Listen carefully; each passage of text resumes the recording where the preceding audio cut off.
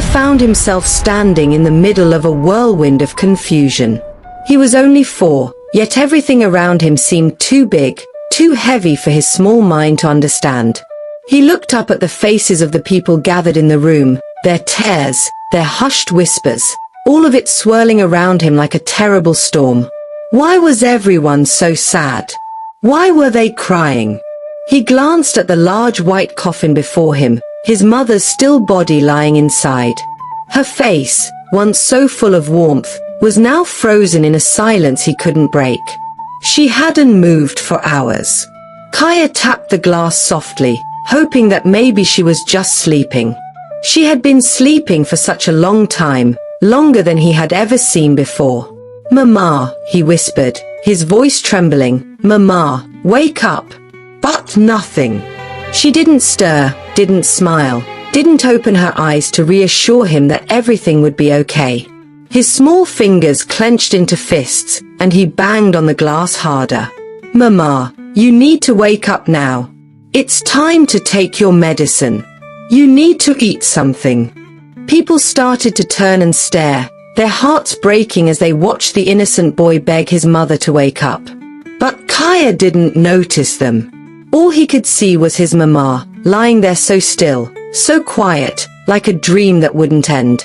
Suddenly, some men in black suits began to move toward the coffin. Kaya's heart jumped. They were going to close it. He could feel it. They were going to take his mama away, and she still hadn't woken up. Panic surged inside him, and he broke into a run, pushing past his father, racing toward the coffin. "No!" he screamed, his small voice echoing through the quiet room. "Don't close it! Mama can't breathe in there. She needs to wake up. Open it! Open it!" His little fists pounded on the glass, desperation in every hit. "Mama, please! Wake up! We need to go home. You need to take your medicine." His father rushed to him, kneeling down and pulling Kaya into his arms, though Kaya fought against him, kicking, trying to break free. "Let me go! Mama needs to wake up." "Kaya, listen to me," his father's voice cracked as he held on to his son. "Mama isn't coming back. She's going to heaven now." Kaya's wide, tear-filled eyes turned toward his father. "Heaven? Is this box the way to heaven? Can I go with her? I want to go with Mama. Please, Daddy, let me go with her." His father looked away, tears of his own streaming down his face. "No, Kaya. Mama has to go by herself." A few months earlier, Kaya's life was so different. His family had once been happy. They lived in a nice apartment, his parents loved each other, and his mother, Adoma, would sing to him every morning as she made breakfast. His father, though often busy, would come home from work, lifting Kaya up into the air and spinning him around. They would laugh, all 3 of them, until their sides hurt. But things started to change when his father, Kweku, began staying out late. He said it was because of work, but the late nights became more frequent, the excuses more strained. Adoma, a beautiful and strong-willed woman, began to notice. Adoma had always been generous, the kind of woman who opened her heart and her home to others. It was this generosity that had led her to bring Ino, her childhood friend from the village, to stay with them. Ino had been struggling in the village, without work or family to support her. She was just a year or 2 younger than Adoma, with a soft-spoken nature and the kind of beauty that was unassuming at first glance but grew on you the more time you spent around her. Adoma saw her as a sister, someone she could help, and someone who could help her with the house and looking after Kaya. In the beginning, everything seemed fine. Ino was respectful, quiet, and always willing to lend a hand. But then, things changed. Kweku, Adoma's husband, started to pay Ino more attention.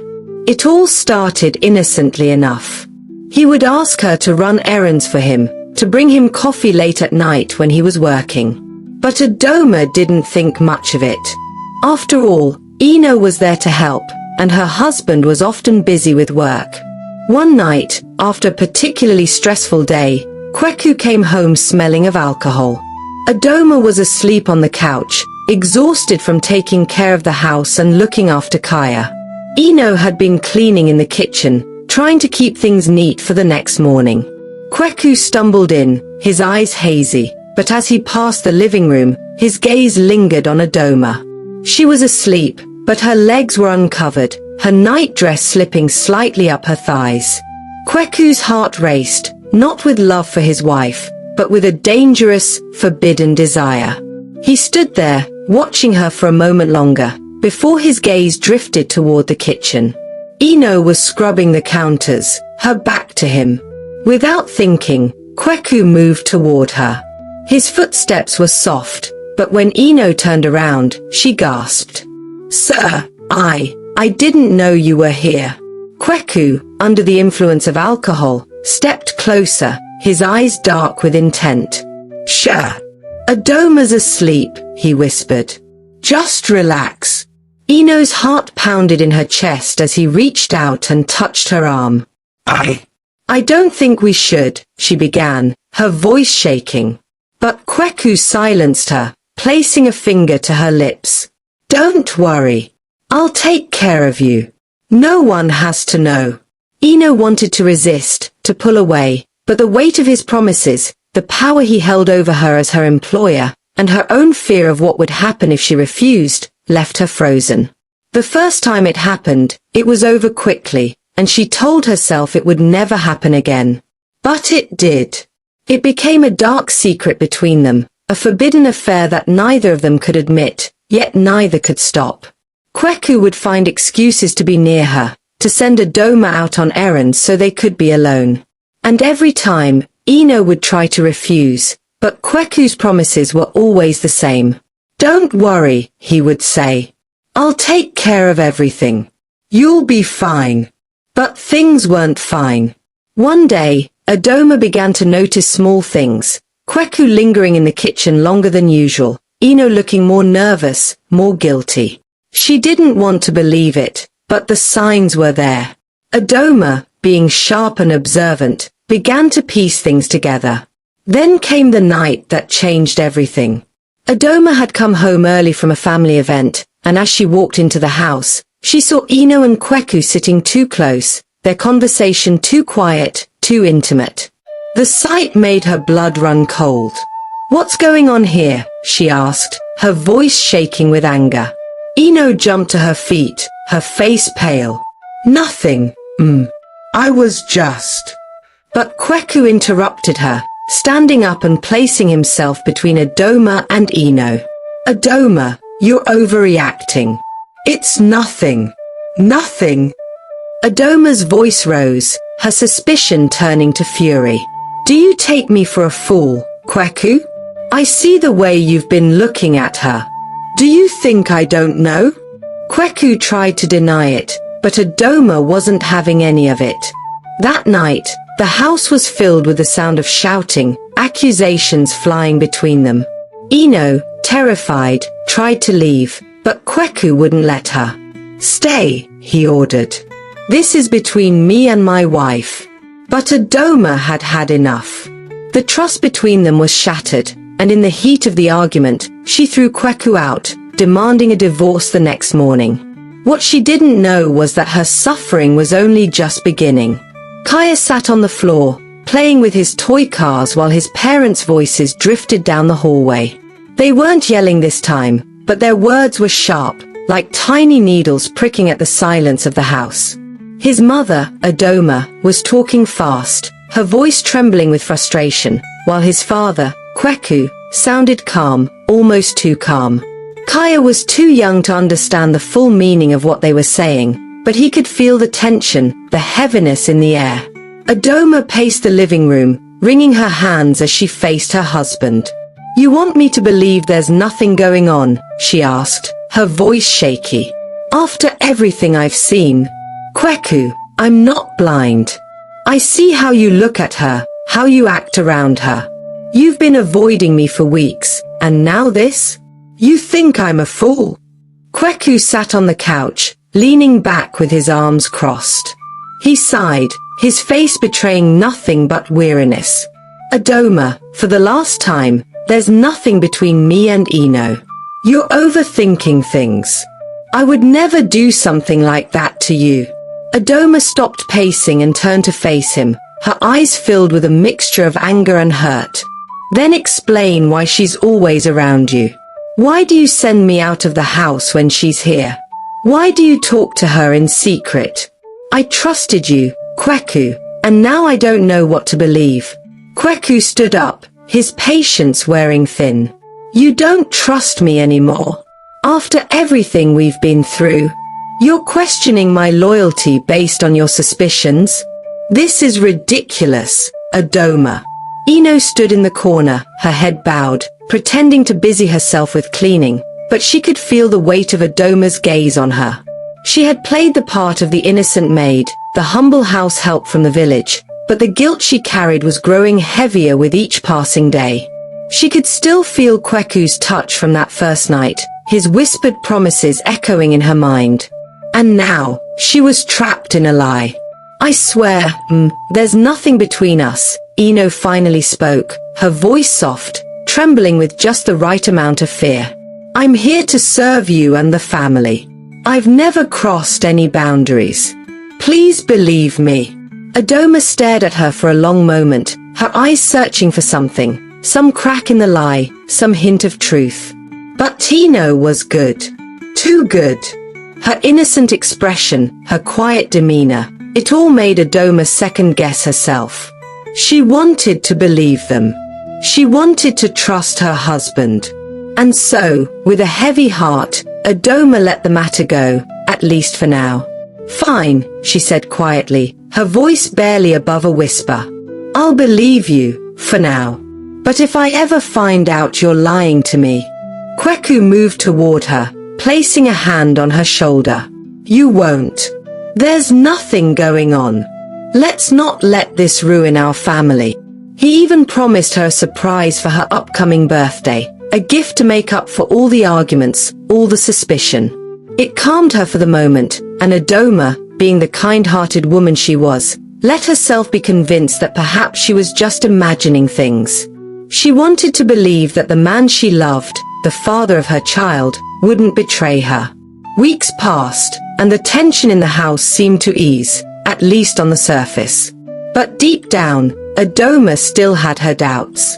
Adoma was sitting in the living room, going through the usual household tasks. It had been a long day, and she could feel the weight of exhaustion tugging at her, but there was still work to be done. She heard the washing machine hum in the background. Eno must have been doing the laundry. A sudden loud thud from the laundry room broke the silence.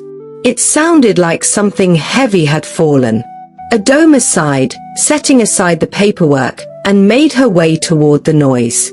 When she entered the laundry room, she found Eno kneeling by the washing machine, frantically picking up clothes that had spilled out onto the floor. Everything all right, Eno? Adoma asked, noticing the maid's panicked expression. Yes, madam, Eno replied, her voice tense as she quickly grabbed a few pieces of clothing and tossed them into the laundry basket. Just dropped some clothes. But something seemed off. Eno's movements were rushed, almost frantic. Adoma's eyes scanned the floor where a small white stick had slid out from a pocket of the laundry. A pregnancy test. Adoma bent down and reached for it before Eno could react. Her fingers closed around the test, and as she stood up, her eyes went wide. The two bold lines stared back at her, confirming her worst fear. It was positive.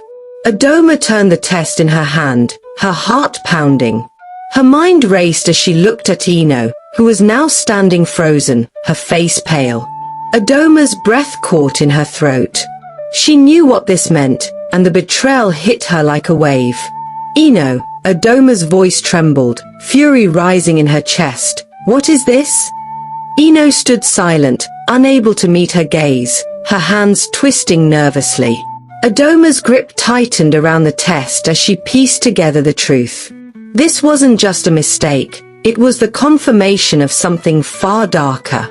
Her mind flashed back to the late nights, the suspicious glances between Kweku and Eno, the feeling she had been trying to push away for weeks.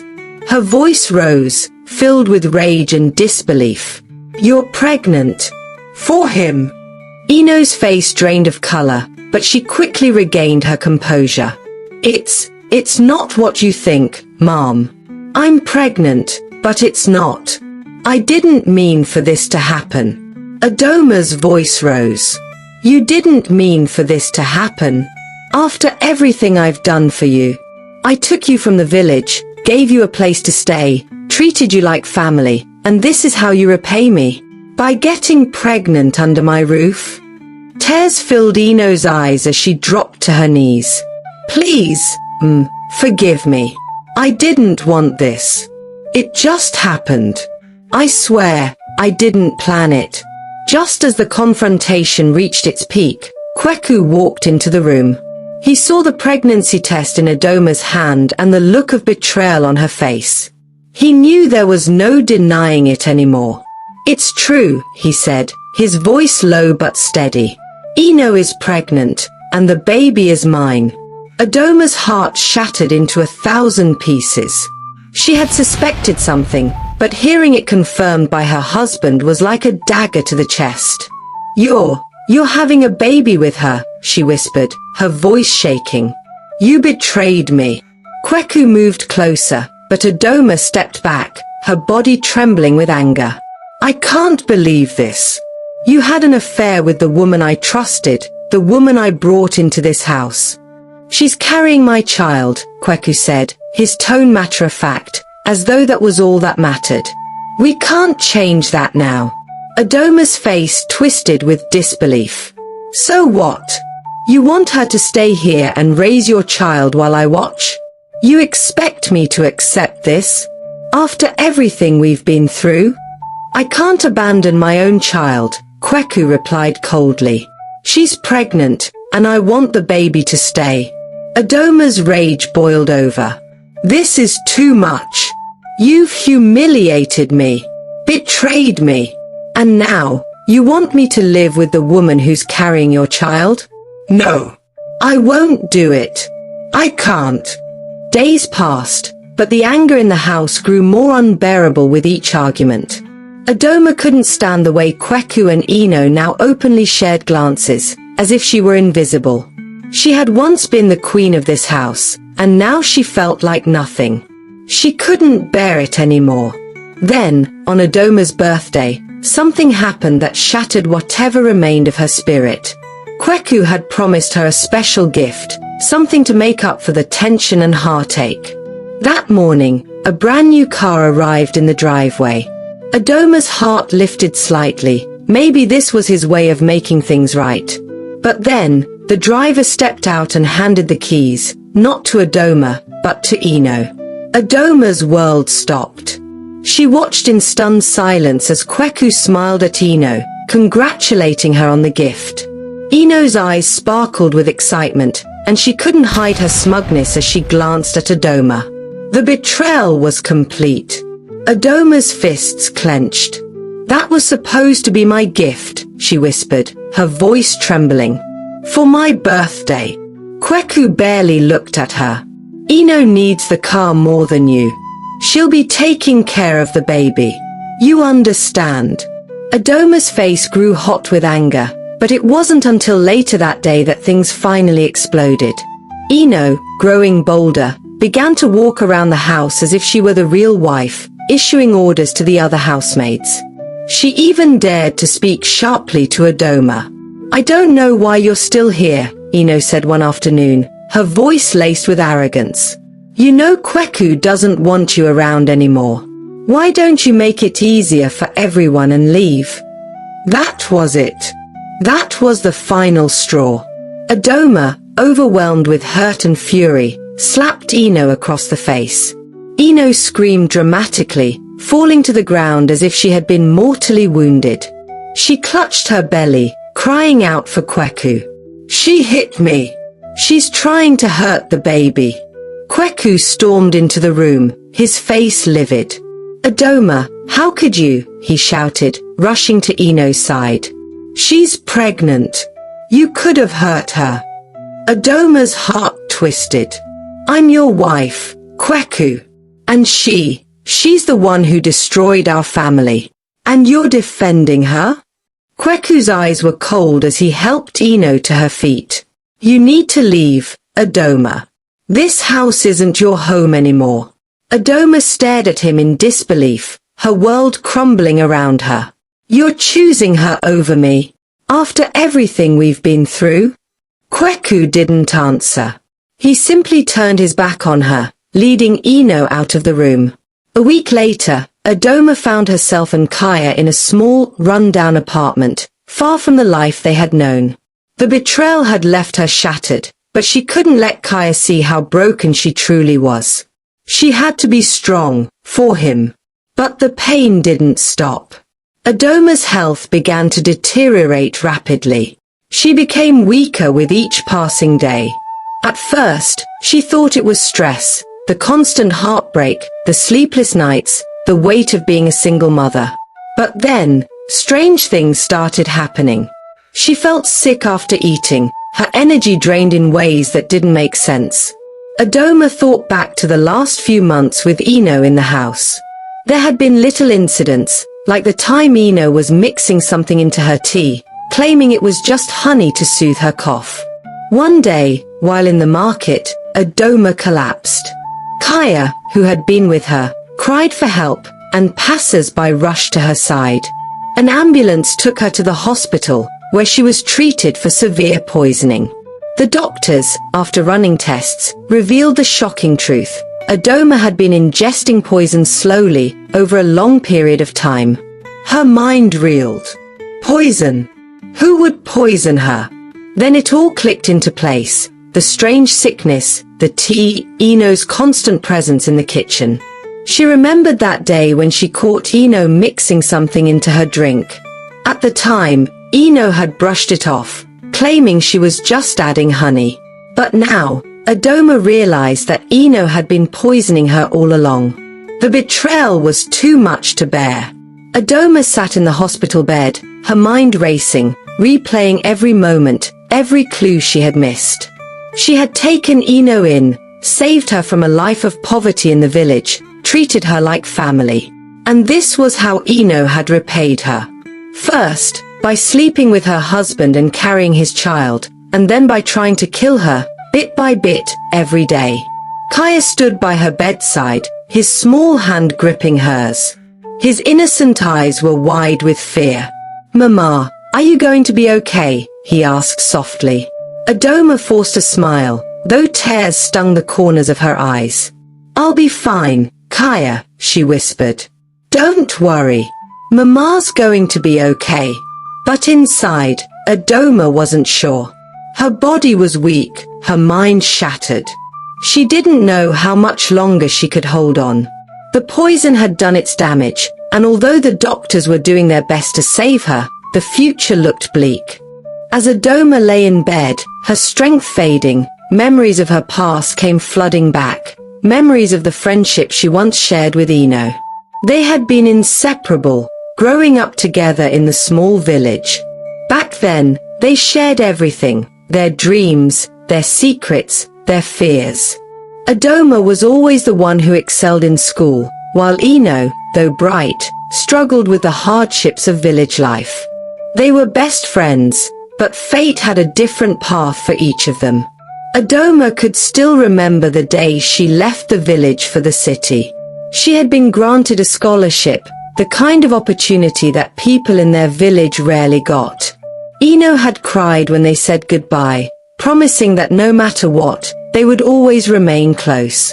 "I'll come back for you," Adoma had promised, hugging Ino tightly. "I'll never forget you, no matter where I go." But life in the city had been fast-paced and full of new experiences. Though they wrote letters back and forth at first, the distance between them grew, not just physically, but emotionally. Adoma's world had expanded, while Ino's remained the same. Years later, after Adoma had married Kweku, she returned to the village. It was meant to be a joyous reunion, but when she saw Ino again, she was shocked by the changes. Ino looked worn and tired, the weight of village life etched into her face. The spark that Adoma remembered from their childhood had dimmed, replaced by a deep sadness. They sat together under the old mango tree, where they had shared so many childhood secrets. Ino's voice trembled as she spoke of the hardship she'd endured, the poverty that had consumed her family after Adoma left. "I couldn't continue my education," Ino said quietly, her eyes downcast. "My parents didn't have the money. I stayed behind, and it's been one struggle after another." Adoma had listened, her heart breaking for her old friend. How could their lives have taken such different paths? She wanted to help, but she wasn't sure how. "You've always been the strong one, Ino," Adoma said softly. "You survived when others would have given up." "I don't feel strong anymore," Ino whispered. "I can't do this alone. I want a better life. Please, Adoma, help me." It was the desperation in Ino's voice that convinced Adoma to act. She had returned to the city and spoken to Kweku about bringing Ino to stay with them. At first, Kweku had been reluctant, but eventually, he agreed. Ino had come to live with them shortly after, and at first, everything seemed fine. But then, the shift began. Back in the present. Adoma's thoughts drifted back to the present as she lay on the bed, her body weakened by the poison that had slowly claimed her life. Ino, the same friend she had once saved, was the one responsible for her suffering. The betrayal cut deeper than any physical pain. She closed her eyes, remembering the day she had found out about Ino and Kweku. The arguments, the lies, the feeling of being replaced in her own home. It had all been too much to bear. After she was discharged from the hospital, life became a blur for Adoma. She tried to stay strong for Kaya, but her health continued to decline. She couldn't work, and their savings were running out. The apartment they lived in was small and cold, a far cry from the warm, comfortable home they had once shared with Kweku. Kaya did his best to help, even though he was only 4. He would try to make her meals, bring her water, and tidy up the small space they lived in. But he didn't understand why his mother was so weak, why she couldn't get out of bed most days, or why she didn't laugh or smile like she used to. One day, Kaya came home from kindergarten, his teacher having dropped him off as usual. He ran into the apartment, calling out for his mother. "Mama, I'm home." But the apartment was quiet. Too quiet. Kaya looked around, his small heart pounding in his chest. He found his mother lying on the couch, her eyes closed, her face pale. "Mama," he whispered, stepping closer. She didn't move. "Mama, wake up," he said, his voice trembling as he shook her gently. But she didn't respond. His small hands shook as he tried to wake her again, tears spilling from his eyes. "Mama, please wake up. I'm hungry." But Adoma lay still, unmoving. Kaya's cries filled the small apartment, echoing off the walls. He didn't understand what was happening. All he knew was that his mother wouldn't wake up, no matter how hard he tried. As Adoma took her final breaths, she wished she had never brought Ino into her life again. She wished she had seen the signs sooner, before it was too late. But now, as the darkness crept in, she could do nothing but remember the girl Ino once was and wonder where it had all gone wrong. A neighbor, hearing the boys' cries, rushed into the apartment. When they saw Adoma lying there, their face went pale. "Call an ambulance," they said quickly, running to the phone. But deep down, they knew it was too late. The ambulance arrived within minutes, its siren piercing through the quiet of the street, but the neighbor knew it was too late. Kaya stood by the door, clutching the hand of the neighbor who had called for help, his wide eyes filled with confusion. He didn't understand why everyone was rushing, why they were trying to help his mother when all she needed was to wake up. The paramedics worked quickly, their faces stern and focused as they moved Adoma's still body onto the stretcher. Kaya watched as they covered her with a blanket, and a tiny flicker of hope sparked in his chest. Maybe they could make her better. Maybe she was just very tired. As they wheeled her out, one of the paramedics knelt down beside Kaya, his voice gentle but firm. "We're going to take your mom to the hospital, okay?" he said. "You're going to stay with your neighbor for now." Kaya nodded slowly, still not fully grasping the weight of what was happening. His small hand tightened around the neighbor's, but his eyes never left the stretcher as it disappeared into the ambulance. Hours later, Kaya found himself in a cold, sterile room, the lights too bright, the sounds too quiet. His father, Kweku, sat across from him, his face pale and drawn. He hadn't said much since he arrived, only that Kaya's mother was very sick and the doctors were doing everything they could. But it wasn't enough. When the doctor finally entered the room, his expression said everything that Kweku already knew but had refused to accept. Adoma was gone. Kaya, too young to understand the finality of death, turned to his father. "When's Mama coming home?" he asked, his voice barely a whisper. Kweku didn't answer at first. His throat tightened, and he squeezed his son's hand, pulling him closer. "She's not coming home, Kaya," Kweku finally said, his voice cracking. "Mama's gone to heaven now." Kaya stared at him, his small face twisted in confusion. "Heaven? But she'll come back, right? She just needs to rest." Kweku shook his head, unable to speak. The reality of the situation weighed down on him, crushing any hope that lingered.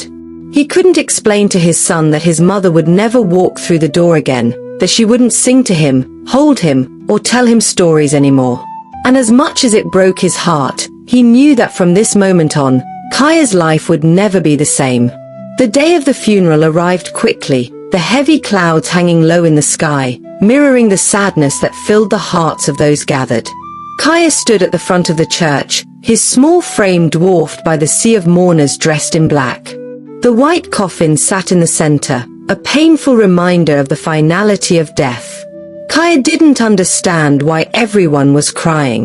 He didn't understand why his mother wasn't waking up. She had always slept when she was tired, but this time was different. She had been asleep for so long, and no matter how hard he knocked on the glass top of the coffin, she wouldn't open her eyes. "Mama," he whispered, his voice trembling as he pressed his small hand against the cold glass. "Wake up. We need to go home." The room was filled with the soft sounds of weeping, but Kaya's pleas went unheard. His father, standing behind him, placed a hand on Kaya's shoulder, his face contorted with grief. "She's gone, Kaya," Kweku said quietly, his voice thick with emotion. "She's gone to heaven." Kaya turned to his father, confusion still etched on his young face. "But she'll come back, right?" Kweku shook his head, tears brimming in his eyes. "No, son. She's not coming back." As the coffin was closed, Kaya's panic rose. He didn't understand why they were taking her away. "No," he cried, his small hands reaching for the glass. "Don't close it. Mama can't breathe in there. Let her out." The mourners gasped, their hearts breaking as they watched the innocent boy try to make sense of the unimaginable. Kweku, struggling to hold back his own tears, knelt down and pulled Kaya into his arms. "She's gone," he whispered, his voice barely audible. "Mama's gone." The days that followed the funeral passed in a blur. Kweku took Kaya back to the house they had shared before everything had fallen apart. But the warmth that once filled the home was gone, replaced by a cold, hollow silence. Kweku, consumed by his grief and guilt, hardly spoke to his son.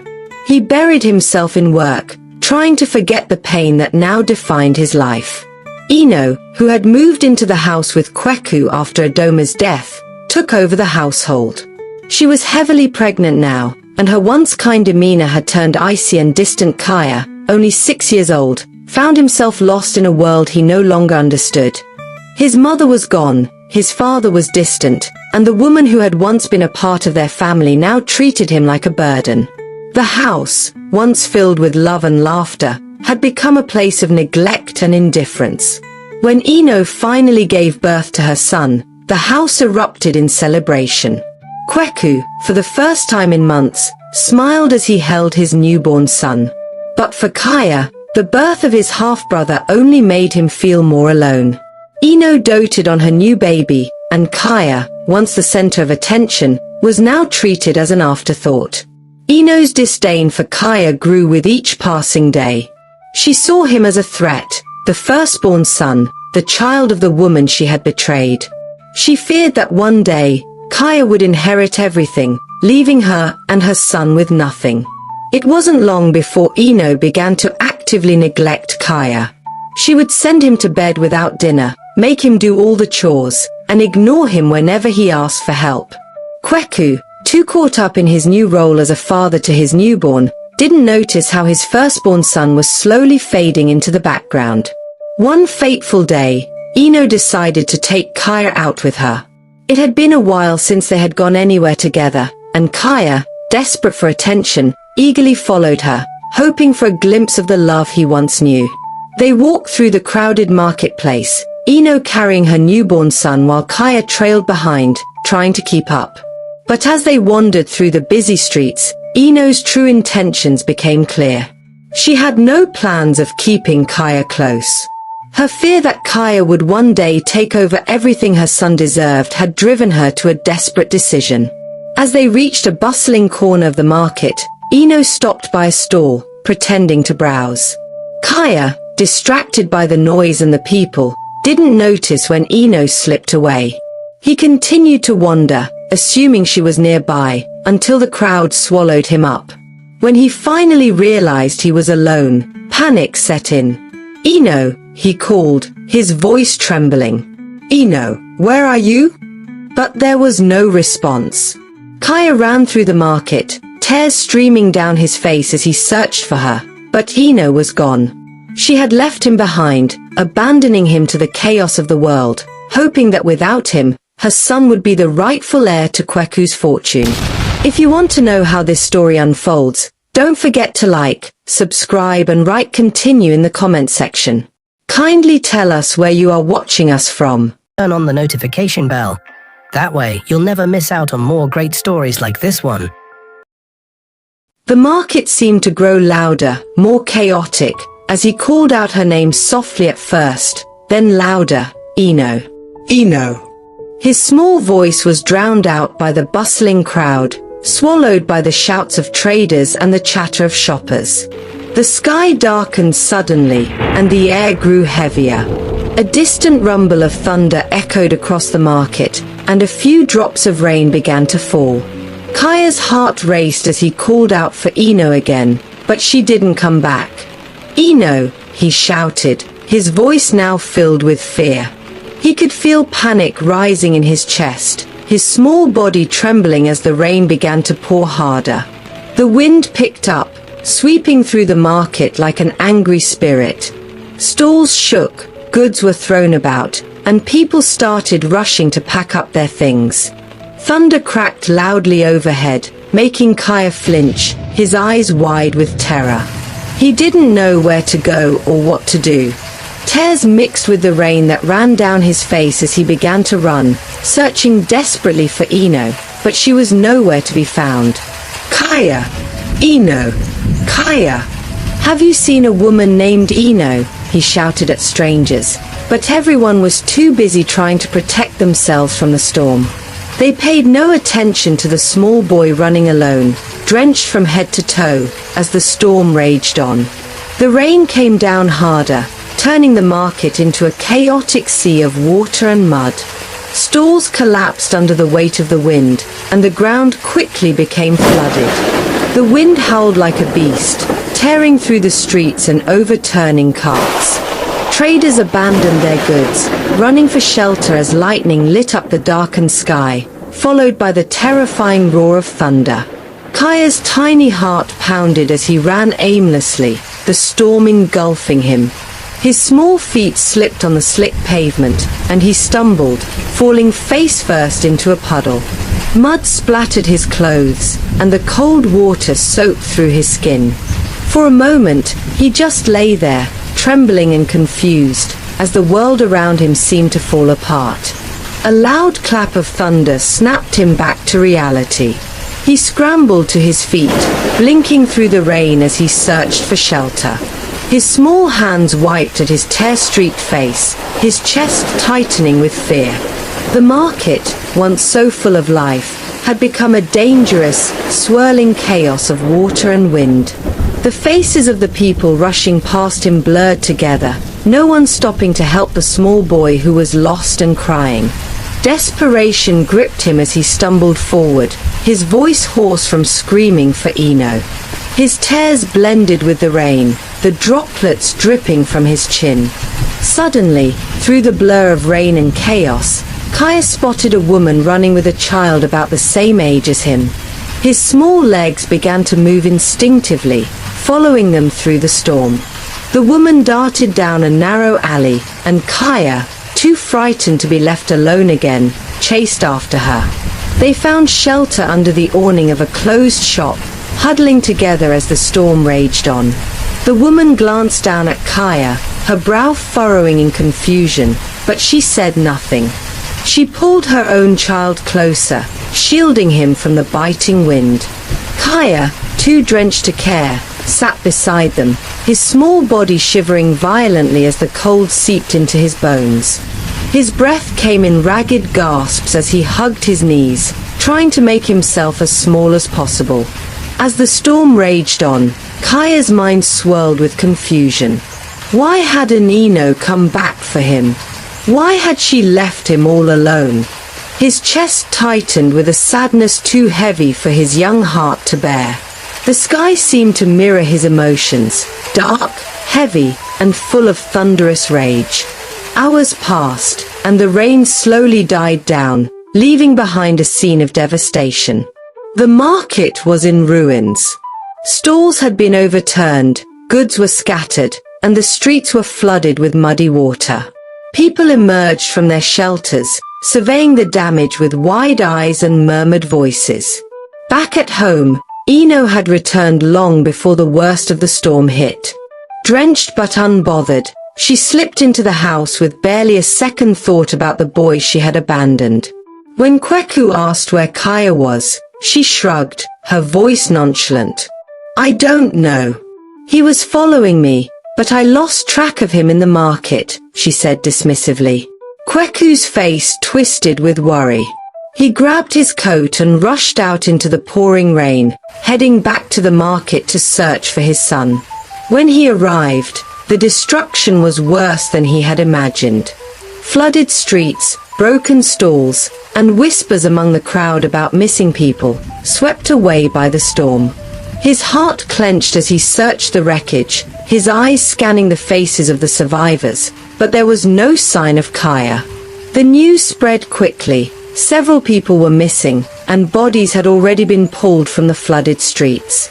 Kweku's breath hitched as he searched desperately for his boy, but after hours of searching, he returned home empty-handed. Eno was sitting at the table, sipping tea when Kweku walked through the door, soaked and exhausted. She glanced at him, her lips curving into a cold smile. Maybe he's happy now, with his mom. Kweku's jaw clenched, and he turned away from her, not wanting to believe the unthinkable. Meanwhile, back in the market, Kaya had fallen into a fitful sleep under the shelter of the small awning, his body shivering from the cold. The storm had left the market in ruins. Broken stalls, shattered goods, and piles of debris lined the streets, but the most crushing loss of all was Kaya's absence. The once lively boy had vanished into the chaos, and for 2 long years, his name became nothing more than a painful memory whispered among the crowded stalls. Kaya, just 6 years old when Eno abandoned him, had survived the storm. Left to fend for himself, he wandered the streets, calling for Eno, his small voice drowned by the roaring wind and relentless rain. But she never returned.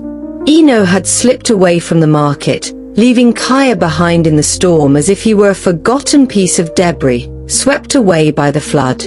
Days turned into weeks, and weeks into months. Kaya learned to survive, not by choice but by necessity.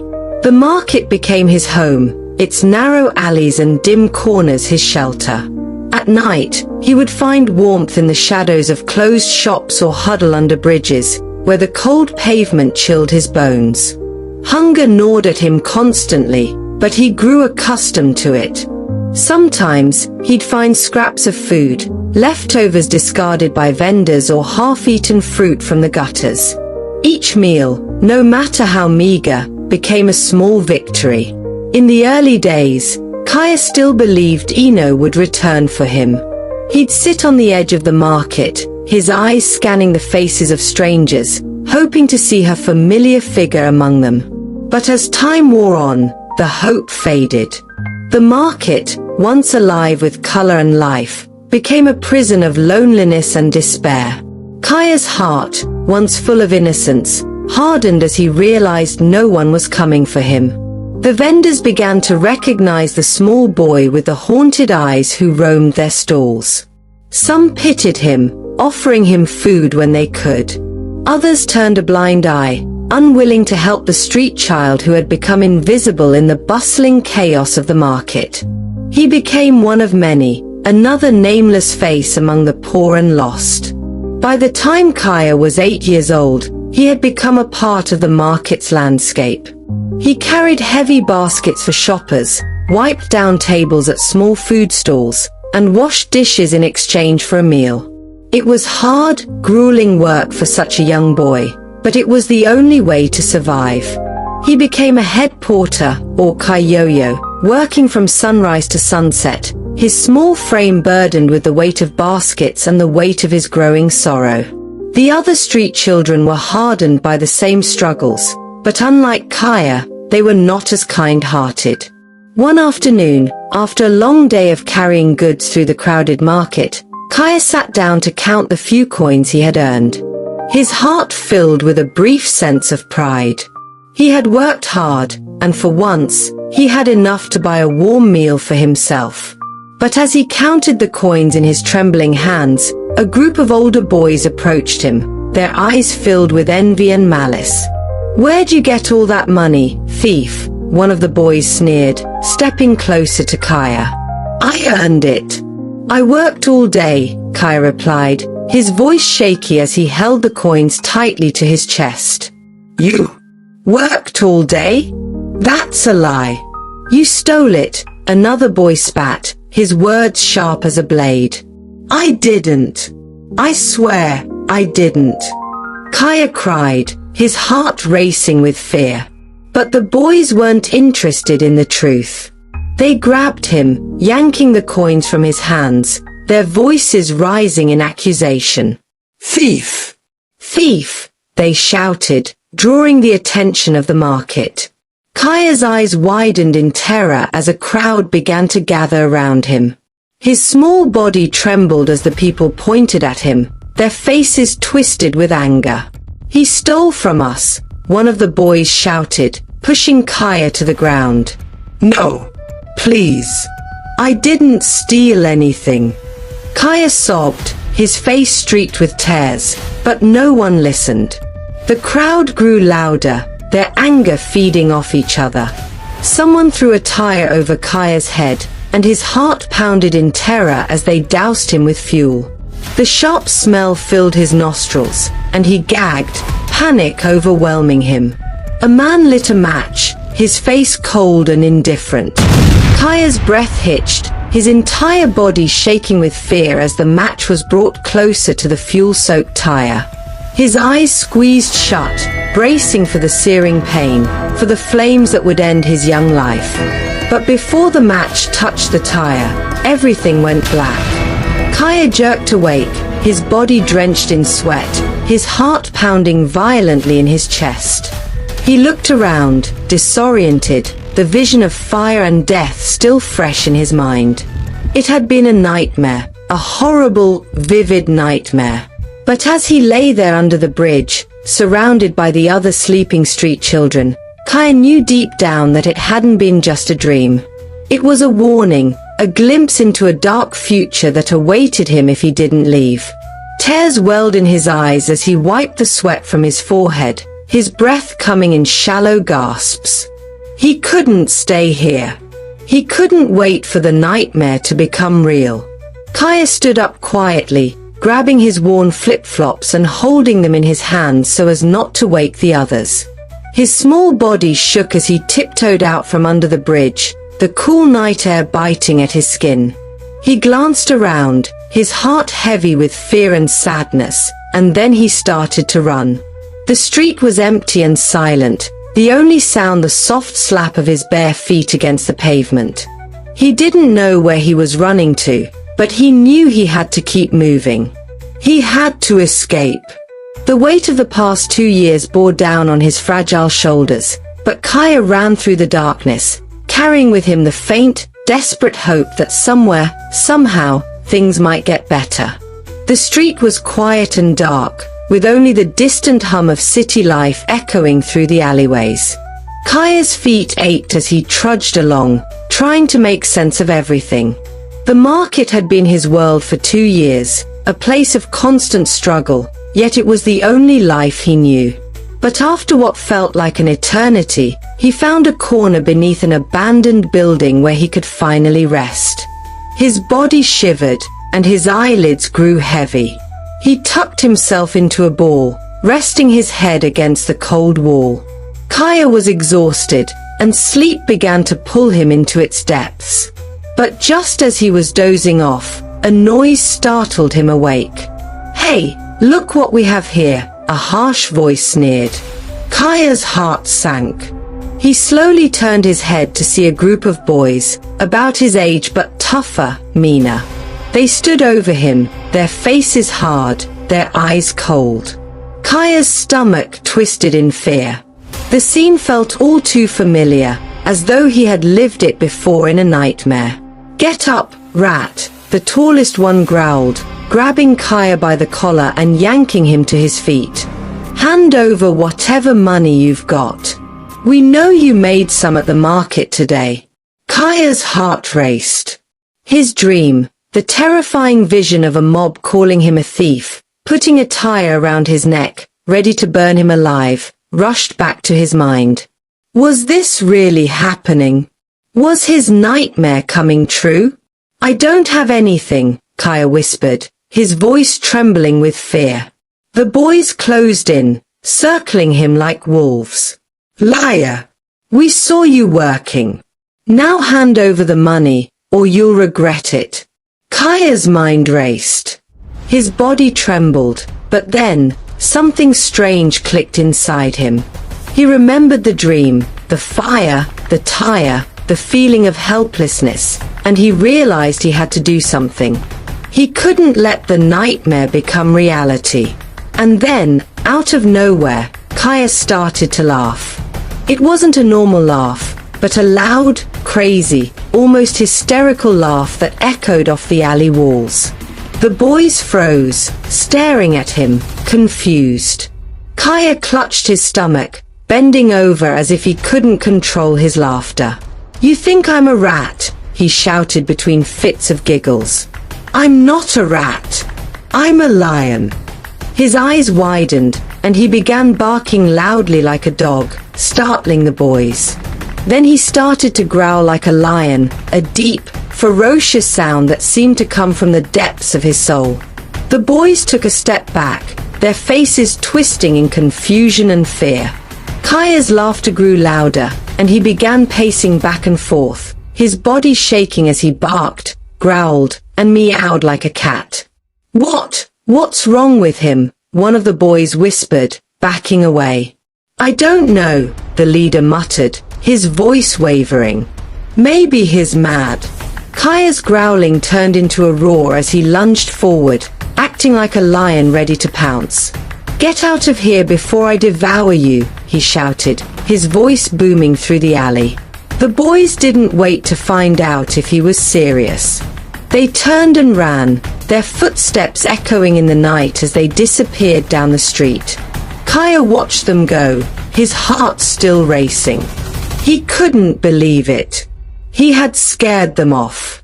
Breathing heavily, Kaya knew one thing for certain. He had to leave this place. His dream had been a warning, and if he stayed, the nightmare would only continue. There was a voice inside him, a strange feeling that told him to run, to leave before it was too late. He grabbed his flip-flops, slipped them on, and ran. He didn't know where he was going, but he knew he couldn't stay. The night was cold and unforgiving, but Kaya kept running. He ran through the narrow streets, past abandoned stalls, past the flickering lights of street vendors who were still open. His stomach growled, reminding him of his constant hunger, but he kept going. After what felt like hours, Kaya slowed down. His legs were aching, and he was too tired to keep going. As he walked through a quieter part of the city, he spotted something, a half-eaten sandwich lying near a trash bin. His stomach twisted with hunger, and without thinking, he rushed toward the food. He crouched down, reaching for the sandwich, but just as he was about to take a bite, he saw something. A wallet had fallen out of a man's pocket as he got into his car nearby. The man was about to drive away. Kaya hesitated, looking between the sandwich and the wallet. His stomach growled again, but something inside him told him to do the right thing. Without thinking twice, Kaya grabbed the wallet and ran toward the car, knocking on the window. The man, startled, rolled down the window. "Sir, your wallet," Kaya said, holding it out with trembling hands. The man looked down, surprised. He took the wallet and smiled. "Thank you, boy. You're very honest." Kaya nodded, his stomach still growling. The man opened his wallet, pulling out some money. "Here, take this. You've earned it." Kaya shook his head, stepping back. "No, sir. I didn't earn it. I just gave you your wallet back." The man looked at him, confused. "But you're hungry, aren't you?" Kaya nodded, glancing at the sandwich still lying near the trash bin. The man's expression softened as he watched the boy. "Where are your parents, son?" Kaya swallowed hard, lowering his gaze. "I don't have anyone." The man's heart ached as he looked at the boy, standing there with nothing but honesty and hunger in his eyes. He sighed deeply. "What's your name?" "Kaya," he answered softly. The man stepped out of the car and knelt down to Kaya's level. "Kaya, would you like to come with me? I have a place where you can stay, where you won't have to search for food anymore." Kaya's eyes widened with surprise. "You mean, live with you?" The man nodded. "Yes. My wife and we lost our son a few years ago. I think it's time we open our hearts again." Kaya hesitated for a moment, but something inside him, perhaps that same voice that had told him to run, pushed him to trust this man. "Yes," Kaya whispered. "I would like that." The man smiled, placing a hand on Kaya's shoulder. "Come on, then. Let's get you out of this cold." Kaya followed the man to his car, and for the first time in a long time, he felt a spark of hope. "My name is Mr. Johnson," the man said as they drove off. "You're coming home with me. A new beginning." Mr. Johnson's house was nothing like the places Kaya had ever seen. It stood in a gated estate, tall and grand with gleaming marble floors, lush green lawns, and towering columns that made the house look more like a palace than a home. Everything about it seemed larger than life. Kaya felt small, out of place, like he didn't belong.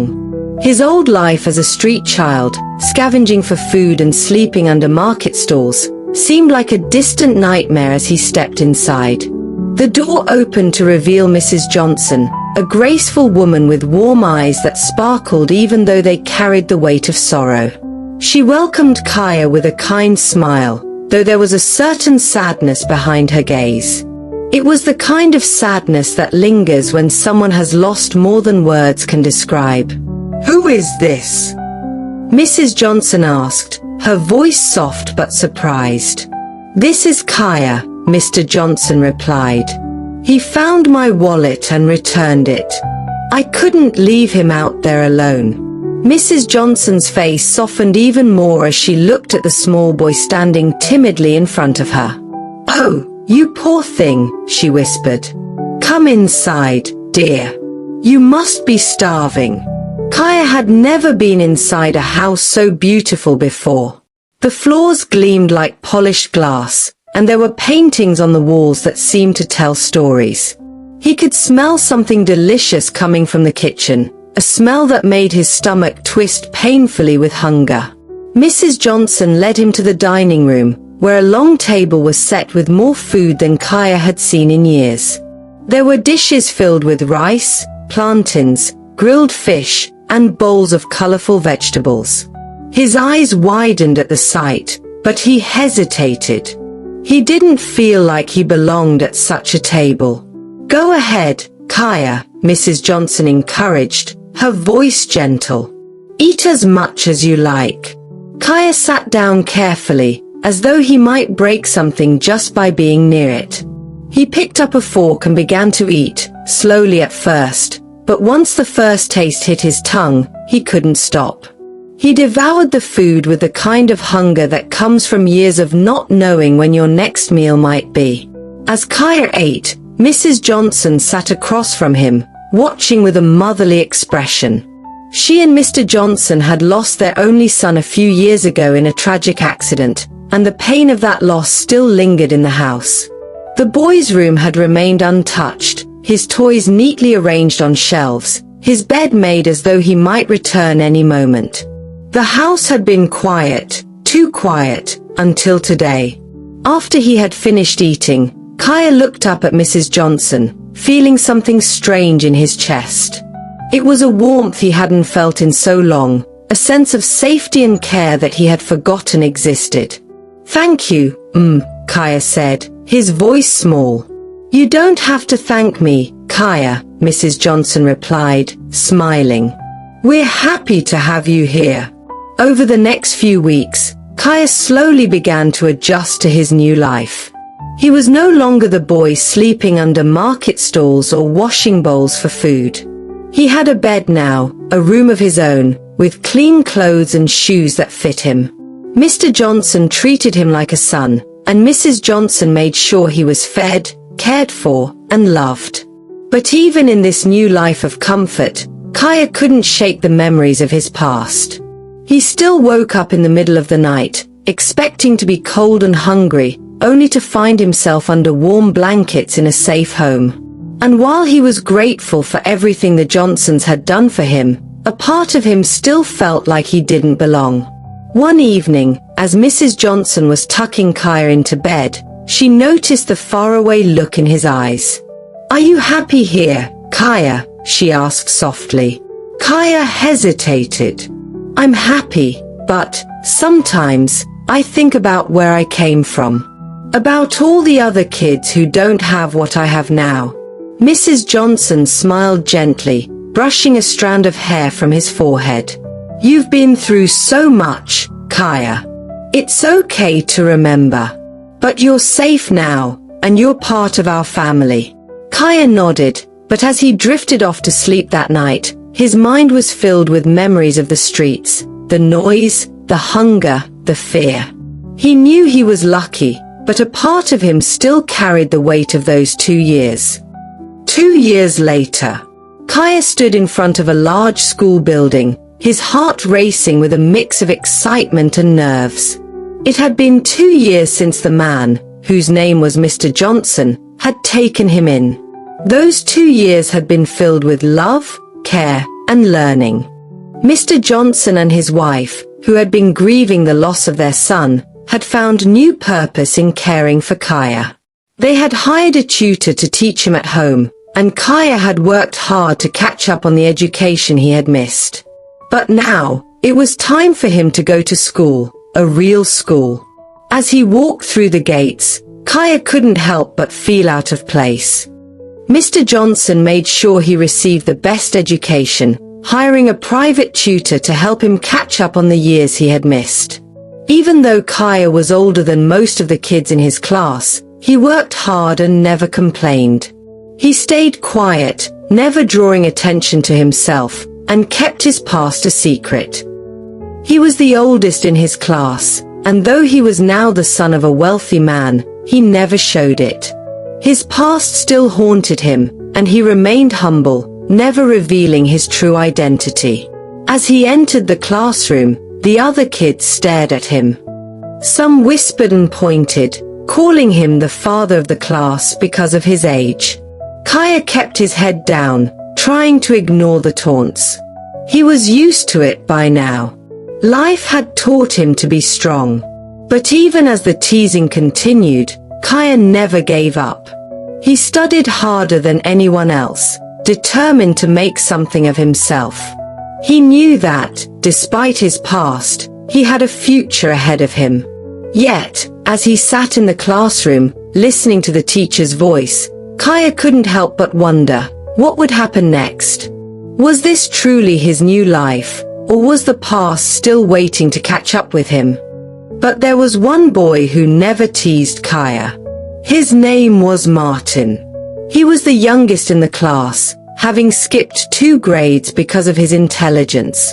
Martin was kind to Kaya, always offering to help with assignments and never making him feel out of place. Kaya appreciated the friendship, though he kept his distance, afraid to let anyone too close. But as the years went by, Kaya and Martin became more and more closer, studying together in school, playing together during breaks and even sharing snacks sometimes. One day after class, Martin invited Kaya to his birthday party. "Hey, Kaya, my birthday's next week. You have to come." Kaya hesitated. He had never been to a birthday party before.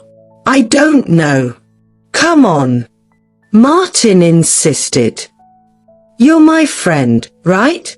Kaya smiled. "All right, I'll be there." The birthday party. On the day of Martin's birthday, Kaya felt a strange sense of excitement. He put on his best clothes, and Mr. Johnson offered to drive him to the party. As the car pulled into Martin's neighborhood, Kaya's heart began to race. The houses were enormous, just like Mr. Johnson's. He had no idea Martin's family was so wealthy.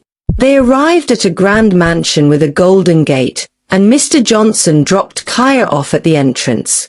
"Have a good time, son," he said, waving goodbye as Kaya entered the house.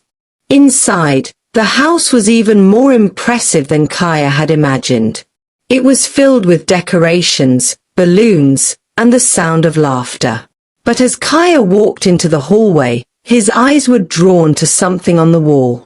There, in the hallway, was a portrait, a large, ornate painting framed in gold.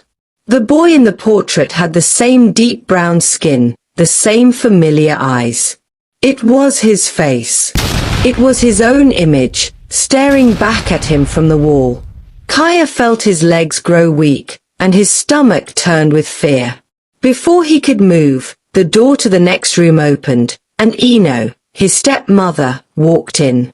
The same woman who had left him years ago in the market. Her eyes widened, and for a moment, the world seemed to freeze. Both of them stood there, stunned, as the weight of the past years came crashing down on them like a tidal wave. To watch how the story unfolds, don't forget to like, subscribe, and type revenge in the comments. Let us know where you're watching from, and stay tuned for more. Turn on the notification bell. That way, you'll never miss out on more great stories like this one. Tears of Kaya, Part 3, Secrets Unveiled. The air in the room seemed to freeze, the birthday decorations and chatter fading into the background. Kaya stood still, his breath caught in his throat as his eyes locked with Eno's. The shock on both of their faces was unmistakable. Eno stood in the doorway, her heart pounding. There, across the room, was Kaya. But not the little boy she had abandoned years ago at the crowded market. This was a tall, confident young man.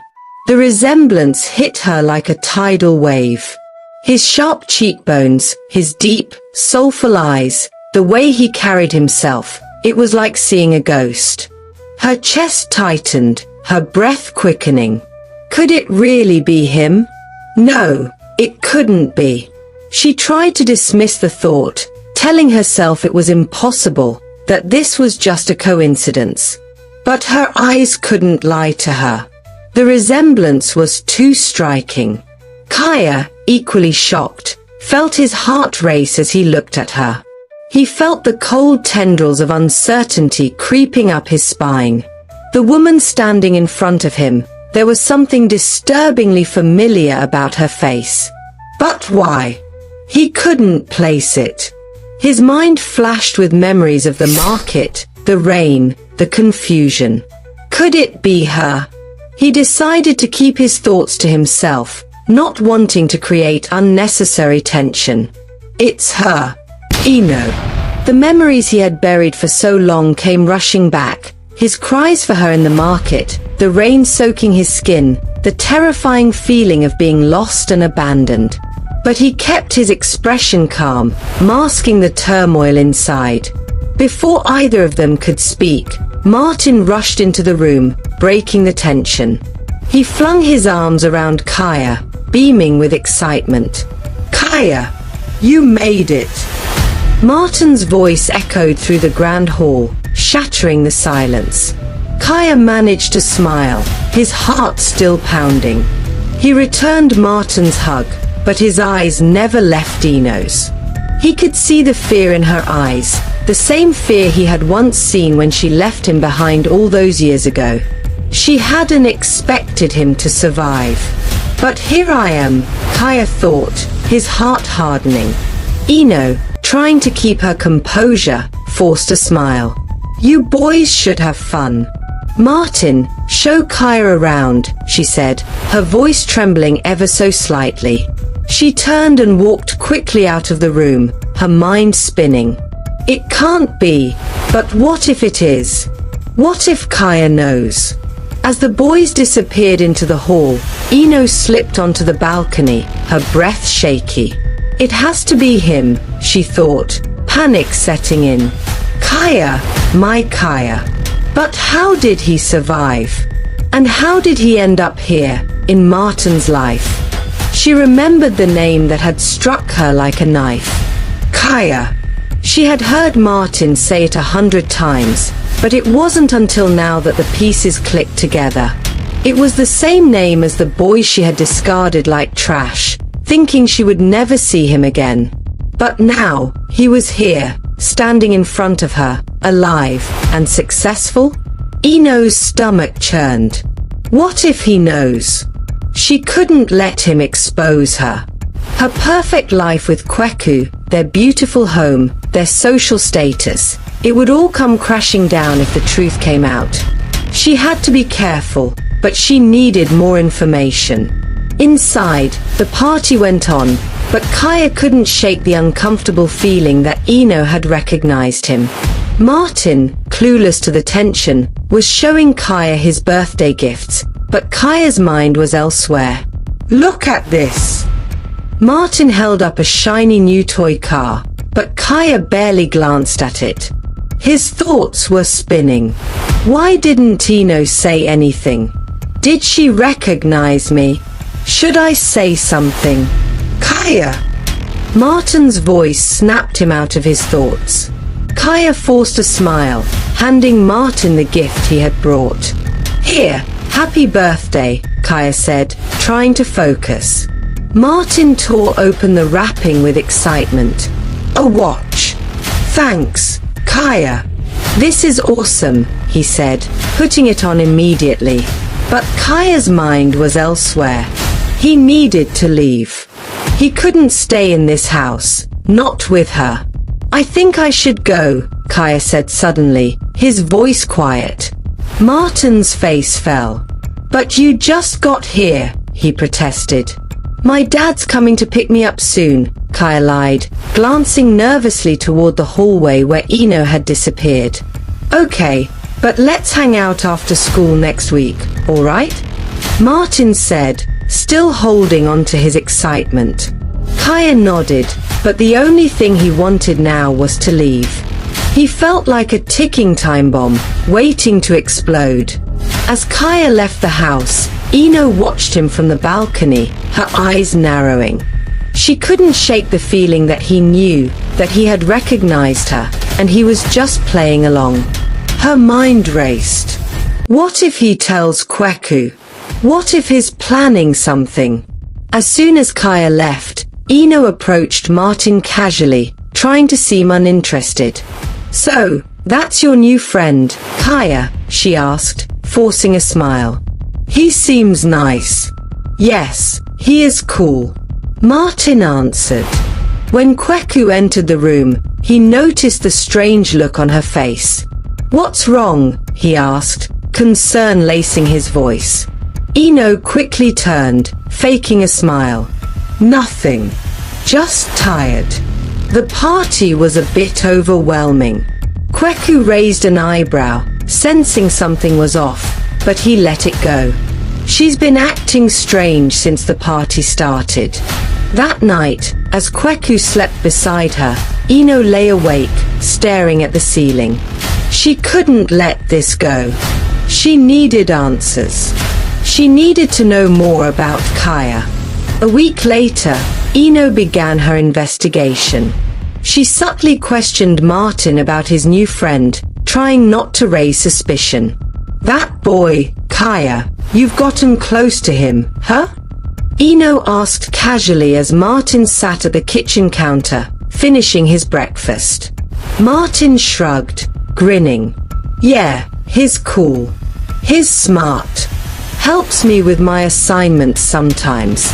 Do you know anything about his family?" Ino's tone remained light, but her heartbeat quickened. Martin frowned, thinking, "Not really. He doesn't talk much about his parents. Just that they're really busy.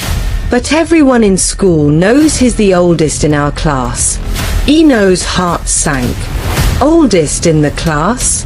Just like the boy I left behind." She knew she couldn't push Martin too hard, so she decided to get information another way. "If I can get close to him, I'll find out more." A few days later, Ino suggested Martin invite Kaya over for a study session. "You two should spend more time together. Why don't you invite him over this weekend? Or better, try and visit him as a sign of appreciation for attending your birthday?" Martin hesitated. Kaya's shy about his house. He said he doesn't like people coming over. "Do you know where he lives?" Ino asked. "No, he once gave me his card which has his address, but I have never visited him." Ino's heart raced. Why wouldn't he want visitors? Does he know something? "I'll drive you to his house," she offered, making it seem like no big deal.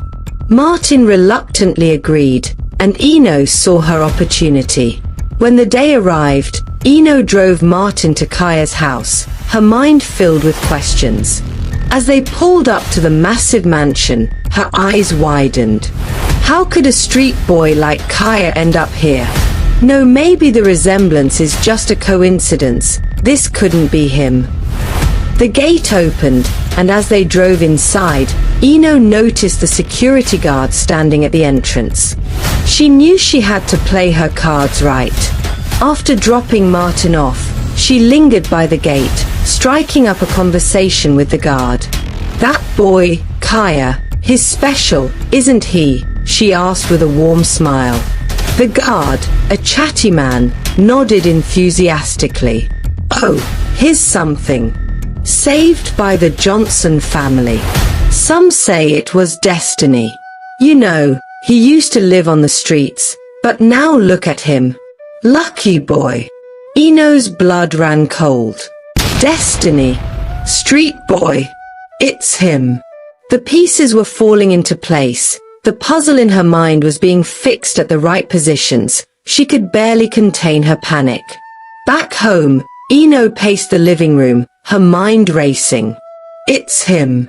I'm sure of it now. He survived, and now he's in my life again, and above all, a friend of Marty, my son. That was too crazy, but worse, Kaya was no longer a helpless child. He had the backing of a powerful family, the Johnsons, people who could ruin her if they found out the truth. But Eno wasn't going to let that happen. I have to get rid of him. But how? She needed a plan, something smart, something that wouldn't raise suspicion. She knew Kaya was too clever to fall for a simple trick.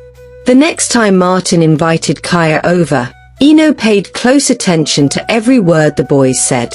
She lingered nearby, pretending to be busy, but listening closely. The more she learned about Kaya's life, the more her fear grew. Kaya, on the other hand, remained cautious, never revealing too much about his past. But Eno knew she needed to act soon, before he had the chance to expose her. Eno's nights were sleepless. She began formulating a plan, an intricate web of lies and manipulation, designed to slowly push Kaya out of their lives, before it was too late. But Kaya was smarter than she thought. Meanwhile, Kaya sat in his room, staring out the window. He couldn't shake the feeling that something was wrong. Eno's face haunted him, the way she had looked at him, the fear in her eyes. It all felt too familiar. But could it really be her? After all these years? A part of him wanted to confront her, to demand answers, but he wasn't ready. Not yet. There was too much at stake. He had built a life here, with the Johnson family, and he wasn't willing to risk it all on a hunch. But still, the questions lingered. Who was Eno, really? And what was she hiding? Why did she leave him at the market? Kaya's mind was filled with uncertainty, but one thing was clear. Whatever Eno was planning, he had to be ready. The game had only just begun. The silence in Kaya's room was thick, interrupted only by the soft ticking of the clock on the wall. He couldn't shake the feeling that something terrible was about to happen. His encounter with Eno had left him rattled, but he had managed to hide it. For now. He glanced at the gold watch on his wrist, a gift from Martin's birthday party. But it wasn't the watch he was thinking about, it was Eno's eyes. The fear, the recognition, and the undeniable tension. Kaya knew she was hiding something. He could sense it in the way she'd looked at him. But how could he confront her without risking everything? As Kaya lay in bed, his thoughts turned back to his past. His memories of the market, the rain, and the terror of being abandoned swirled in his mind like a storm. He had built a new life, a new identity. The Johnson family had given him everything. But now, with Eno back in his life, his carefully crafted world was on the verge of crumbling. Meanwhile, across town, Eno sat on the edge of her bed, staring out the window. The glow of the streetlights cast shadows across her face, but it was the shadows in her mind that haunted her. She knew what she had to do. She had to eliminate Kaya from their lives before he had the chance to destroy her. How do I get rid of him without anyone suspecting? She muttered to herself, her mind racing with possibilities. She needed a plan, something clever, something foolproof. Eno remembered her conversation with the gatekeeper at Kaya's house. He had spilled more than enough information about Kaya's rise from a street boy to a member of the Johnson family. The guard had thought it was all just small talk, but Eno had hung on every word. She knew now that Kaya was not just any child, he was a threat to her entire existence. The next day, Eno acted as if everything was normal. She moved about the house with her usual grace, smiling at Kweku and preparing breakfast for Martin. But behind her smile was a whirlwind of thoughts, spinning faster and faster with each passing hour. Kaya won't know what hit him, she whispered under her breath as she stirred the coffee, a sly smile creeping across her face. Kaya, on the other hand, was beginning to notice that things were changing. He felt like he was being watched, even in the safety of the Johnson mansion. It wasn't just his imagination. Something was off. He could feel it in the air, in the way the staff glanced at him when they thought he wasn't looking. He wasn't sure what to make of it, but one thing was clear: Eno was planning something, and he had to be ready. Later that week, Martin approached Kaya during school recess. "Kaya, my mom's been asking a lot of questions about you," Martin said, his eyes wide with curiosity. Kaya froze. "What kind of questions?" "Just stuff. Like where you live, who your parents are. It's weird. I told her you're just a normal guy, but she seems really interested in you." Kaya's heart sank. Eno was definitely up to something. "But what?" "Don't worry about it," Kaya said, trying to sound casual. "She's probably just being polite." But deep down, Kaya knew it was more than that. Eno was digging for information, and he had to figure out why. That evening, Eno made her move.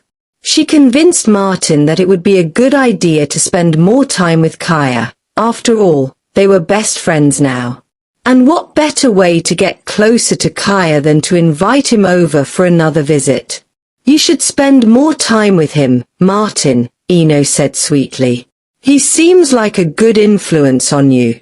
Why don't you invite him over this weekend? I'd love to get to know him better." Martin, completely unaware of his mother's true intentions, nodded enthusiastically.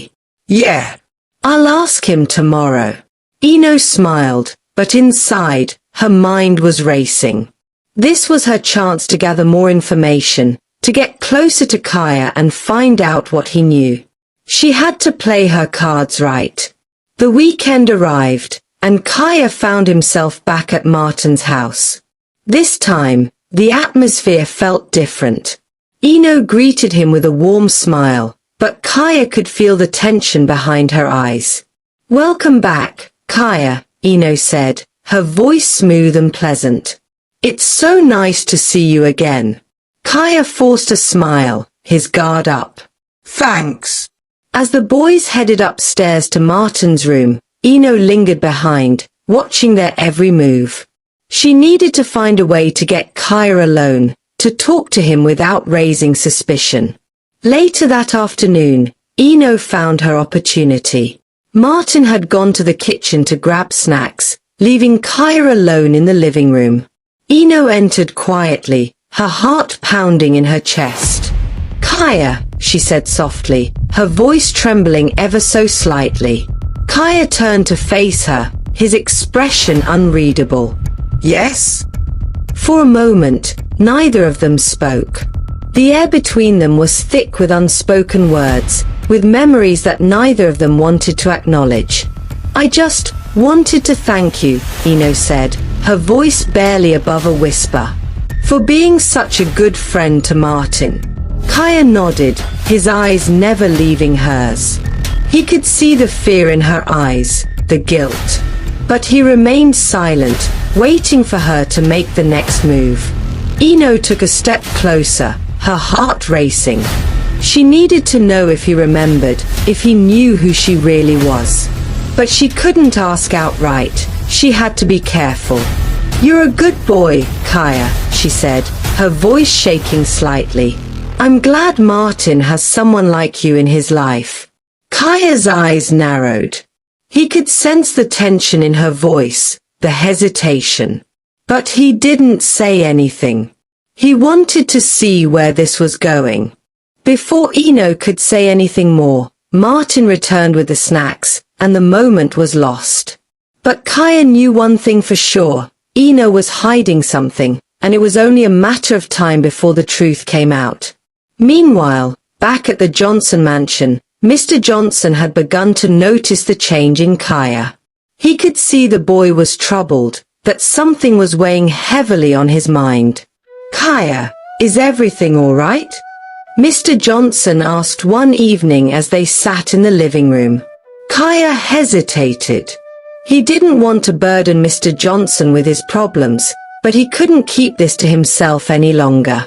"It's nothing, Dad. Just school stuff." But Mr. Johnson wasn't convinced. He knew there was more to it than that. "If something's bothering you, you can always talk to me," he said, his voice gentle. Kaya nodded, but he knew he couldn't say anything yet. Not until he was sure. As the weeks passed, Ino's obsession with Kaya grew. She couldn't sleep, couldn't think about anything else. She needed to know if Kaya remembered her, if he knew the truth. One evening, Ino decided to take matters into her own hands. She drove to the Johnson mansion, determined to confront Kaya once and for all. When she arrived, she parked her car down the street and walked up to the gate. The security guard recognized her immediately. "Good evening, the guard said with a smile. "Good evening," Ino replied, trying to keep her voice steady. "I'm here to see Kaya. Is he home?" The guard hesitated for a moment, glancing at the house. "Let me check with the family first." Ino nodded, her heart pounding in her chest. She knew this was a risk, but she had to know. A few minutes later, the guard returned. "I'm sorry, but the family is not accepting visitors right now." Ino's stomach dropped. She had come this far, and now she was being turned away. But she couldn't give up, not yet. "Can you at least give him a message?" Ino asked, her voice shaking. Tell him that I need to speak with him. It's important." The guard nodded, but Ino knew that Kaya would never receive the message. She had failed, and now she had no choice but to wait and see what would happen next. Ino couldn't shake the feeling that time was running out. Every moment Kaya walked free was a threat to her. His eyes, those same piercing eyes that belonged to the boy she left behind, haunted her every second. She had worked too hard for this life to lose it all because of a boy she thought was long gone. She sat in her luxurious living room, the large portraits of her family staring down at her, judging her. The plan had to be perfect. She knew she had to act swiftly and with precision. Kaya was getting closer to the Johnsons every day, and soon, he might be too powerful to stop. Her phone rang, breaking her from her thoughts. It was one of the men she had hired, a rough gang she had secretly kept ties with from her past, the same men who helped her deal with her enemies before. She had used them once to get rid of Adoma, Kaya's mother, and now, she would use them again. "Should we move?" the voice on the other end asked. Ino closed her eyes for a moment, steadying her breath. "Yes, but make it clean. I want him taken from the school today, no traces back to me. After you grab him, take him to the warehouse outside the city." "What do you want us to do with him?" the man asked, his tone cold. "Don't kill him, yet. I want to see him first. I want to see the look in his eyes when I finally tell him everything. I want to be the one to finish this." The man on the other end chuckled darkly. "As you wish." Kaya sat in his school's cafeteria, idly pushing his food around his plate. Ever since the party at Martin's house and seeing Ino again, he hadn't been able to shake the uneasy feeling. Something was off, but he couldn't put his finger on it. The bell rang, signaling the end of lunch. Students around him started packing up their things, but Kaya lingered, lost in thought. As he stood up to leave, a loud crash echoed through the cafeteria. Students screamed as men in black stormed in, their faces hidden behind masks. Chaos erupted as tables flipped and chairs clattered to the floor. Kaya, caught off guard, stumbled back. Before he could react, one of the men grabbed him roughly by the arm. "Let's go," the man growled, dragging him toward the exit. Kaya struggled, but it was no use. The men were too strong, and they moved with precision, as if they had planned this down to the last second. Blindfolded and thrown into the back of a van, Kaya's heart raced. His mind spun in confusion. Who were these men? What did they want with him? And why now? The van screeched away from the school, leaving chaos behind. The van rattled as it drove further out of the city. Kaya, still blindfolded, tried to calm his breathing, listening for clues.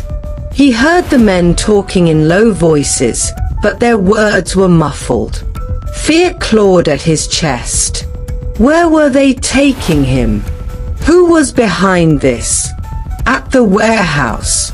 The warehouse was dimly lit, cold, and smelled of damp concrete.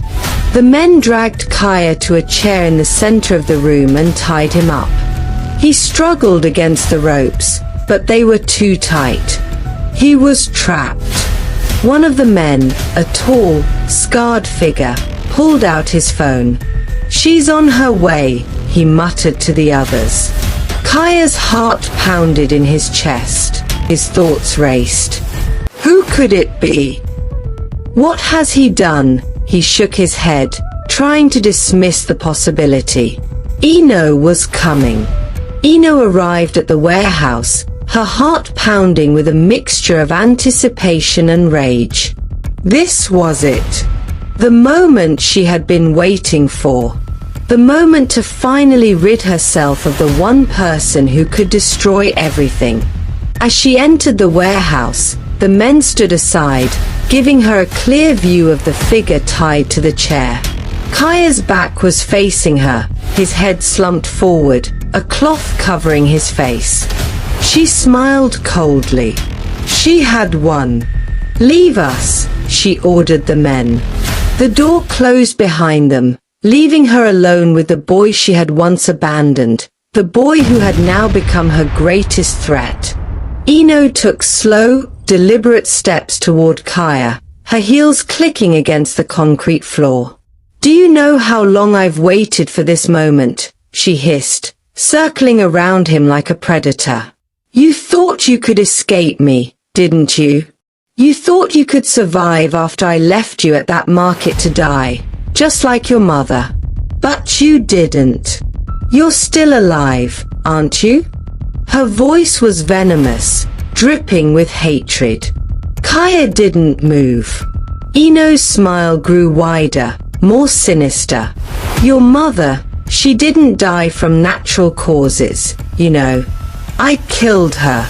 Slow poisoning, day by day, until she was too weak to fight. And you. I was supposed to get rid of you too, but you're like a cockroach, hard to kill. Somehow, you survived. Somehow, you ended up with the Johnsons. But that ends today." She stepped closer, her fingers trembling with rage as she reached into her coat and pulled out a small, sleek gun. She stared at it for a moment, feeling the weight of it in her hands. This time, there would be no slow death. She would end this quickly. "I'm going to kill you faster than I killed your mother," she whispered, her voice shaking with madness. "But this time, I'll do it with my own hands." Her fingers curled around the gun as she stepped closer, raising it to point at Kaya's head. "Turn him around," she commanded. One of the men stepped forward, pulling the cloth off the boy's head. And in that moment, Ino's world shattered. It wasn't Kaya. It was Martin. Ino's heart dropped to her stomach. Her breath hitched in her throat as she stared at her son, his eyes wide with fear. "Emma?" Martin's voice was small, confused, terrified. The gun slipped from Ino's hands, clattering to the floor. She stumbled back, her mind racing, her heart pounding. What had she done? "Martin, no. No," she whispered, her voice trembling. The room spun around her as the horrifying realization sank in. Ino gasped, her heart lurching in her chest. Her breath caught in her throat as she stared at her son, his eyes wide with fear and confusion. "Ma?" Martin's voice trembled, his body shaking. The men exchanged confused looks, unsure of what had just happened. Eno, now shaking uncontrollably, collapsed to her knees, staring at her son. Her plan had backfired in the most horrific way possible. Instead of eliminating Kaya, she had almost killed her own child. And Kaya was still out there, safe, alive, and now, more dangerous than ever. The weight of her mistake crushed her. She had underestimated Kaya, and now, she had nearly lost everything. To see how the story unfolds, please like, subscribe and write revenge now in the comment section. Don't forget to write where you are watching from. It helps us to know when to post the next part. Turn on the notification bell. That way, you'll never miss out on more great stories like this one. The air in the warehouse was thick with tension. Eno's knees buckled as she fell to the cold floor, her mind racing with horror. The gun had slipped from her trembling hands, clattering loudly on the concrete, its cold echo haunting her every thought. She had been ready to kill, to finish Kaya once and for all. But in the dark chaos of her own wicked schemes, she had made a mistake, a terrible mistake. Before her, bound to the chair, was not Kaya. It was Martin, her own son, staring at her with wide, terrified eyes. Mom." Martin's voice cracked, barely a whisper, his face pale with confusion. His breath came in shallow gasps as he took in the sight of his mother, the woman who had raised him, the woman he trusted, standing there with a gun, ready to kill him. "What are you doing?" Eno couldn't find the words. Her heart pounded in her chest as the realization of her mistake set in deeper. The men she hired had grabbed the wrong boy. The plan was to eliminate Kaya, the only one who could expose her.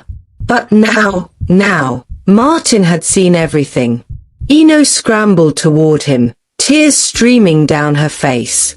"Martin, I didn't mean for this to happen."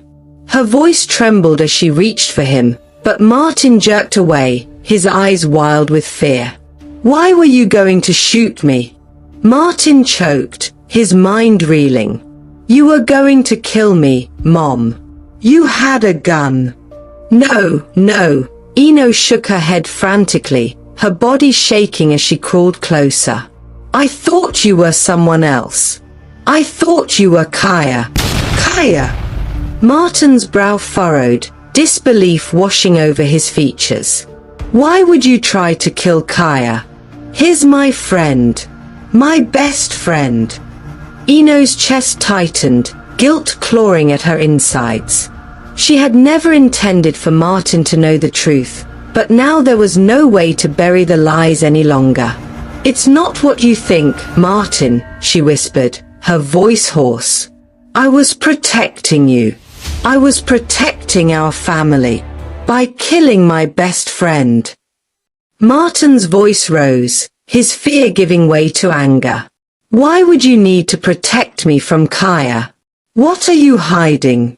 Eno's heart sank. The walls she had built to protect her secrets were crumbling fast. Her hands trembled as she reached for her son again, her face pale and streaked with tears. "Martin, you don't understand. There's so much you don't know. Kaya, he's dangerous." "No, he's not." Martin's shout echoed through the empty warehouse, his voice shaking. "Kaya's not dangerous, Mom. You are." The words cut through Eno like a knife. She recoiled, tears filling her eyes as she watched the horror and betrayal spread across her son's face. "You can't tell anyone about this," she whispered urgently, panic lacing her voice. "You can't say anything to Kaya, or your father." Martin's face twisted in disbelief. "You want me to lie to Dad too?" He shook his head, tears forming in his eyes. "What have you done, Mom? What else are you hiding?" Eno's grip on her son tightened. Listen to me, Martin. Her voice lowered, taking on a more commanding tone. If you say anything, it will destroy our family. Everything we've built, everything we have, it'll all be gone. Do you understand? You have to promise me, swear to me that you won't tell anyone. Not Kaya. Not your father. No one. Martin stared at his mother, his mind swirling with confusion, anger, and fear. He wanted to scream, to run, to do anything to escape this nightmare. But deep down, he knew that if he betrayed her now, everything would fall apart. His family would be ruined. So, reluctantly, he nodded, his voice barely audible. I swear. But the words felt hollow. Ino breathed a shaky sigh of relief, wiping her tears as she untied him from the chair. Good, she whispered. Good boy. Let's go home, and we'll forget this ever happened. No one needs to know. The ride home was silent. Martin sat in the back seat, his hands clenched into fists as he stared out the window.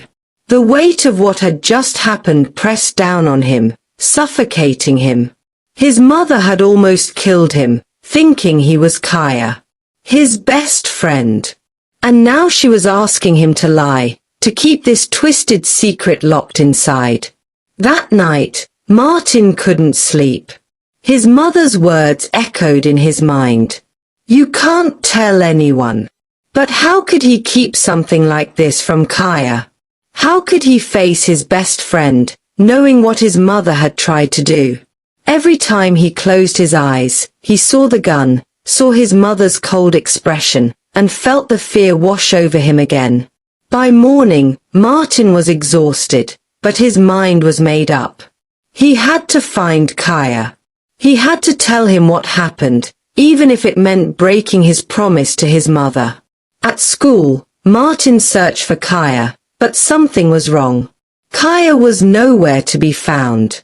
He checked their usual hangout spots, asked their mutual friends, but no one had seen him. As the days passed, Martin's anxiety grew. It was as if Kaya had disappeared. Finally, during lunch, one of the boys mentioned something that made Martin's heart sink. Oh, didn't you hear? Kaya isn't coming back to school.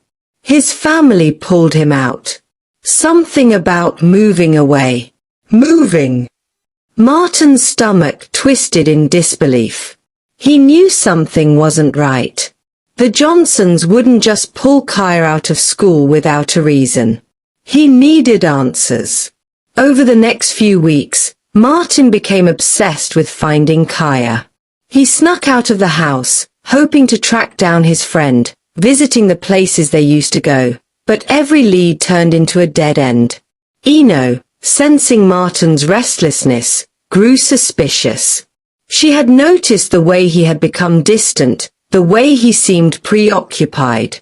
It was only a matter of time before she realized what he was doing. A few days later, Kweku arrived home late from work, his mind still reeling from the growing rumors about the masked men and the strange behavior of his family. As he walked into the house, he was surprised to find Ino and Martin sitting in the living room together.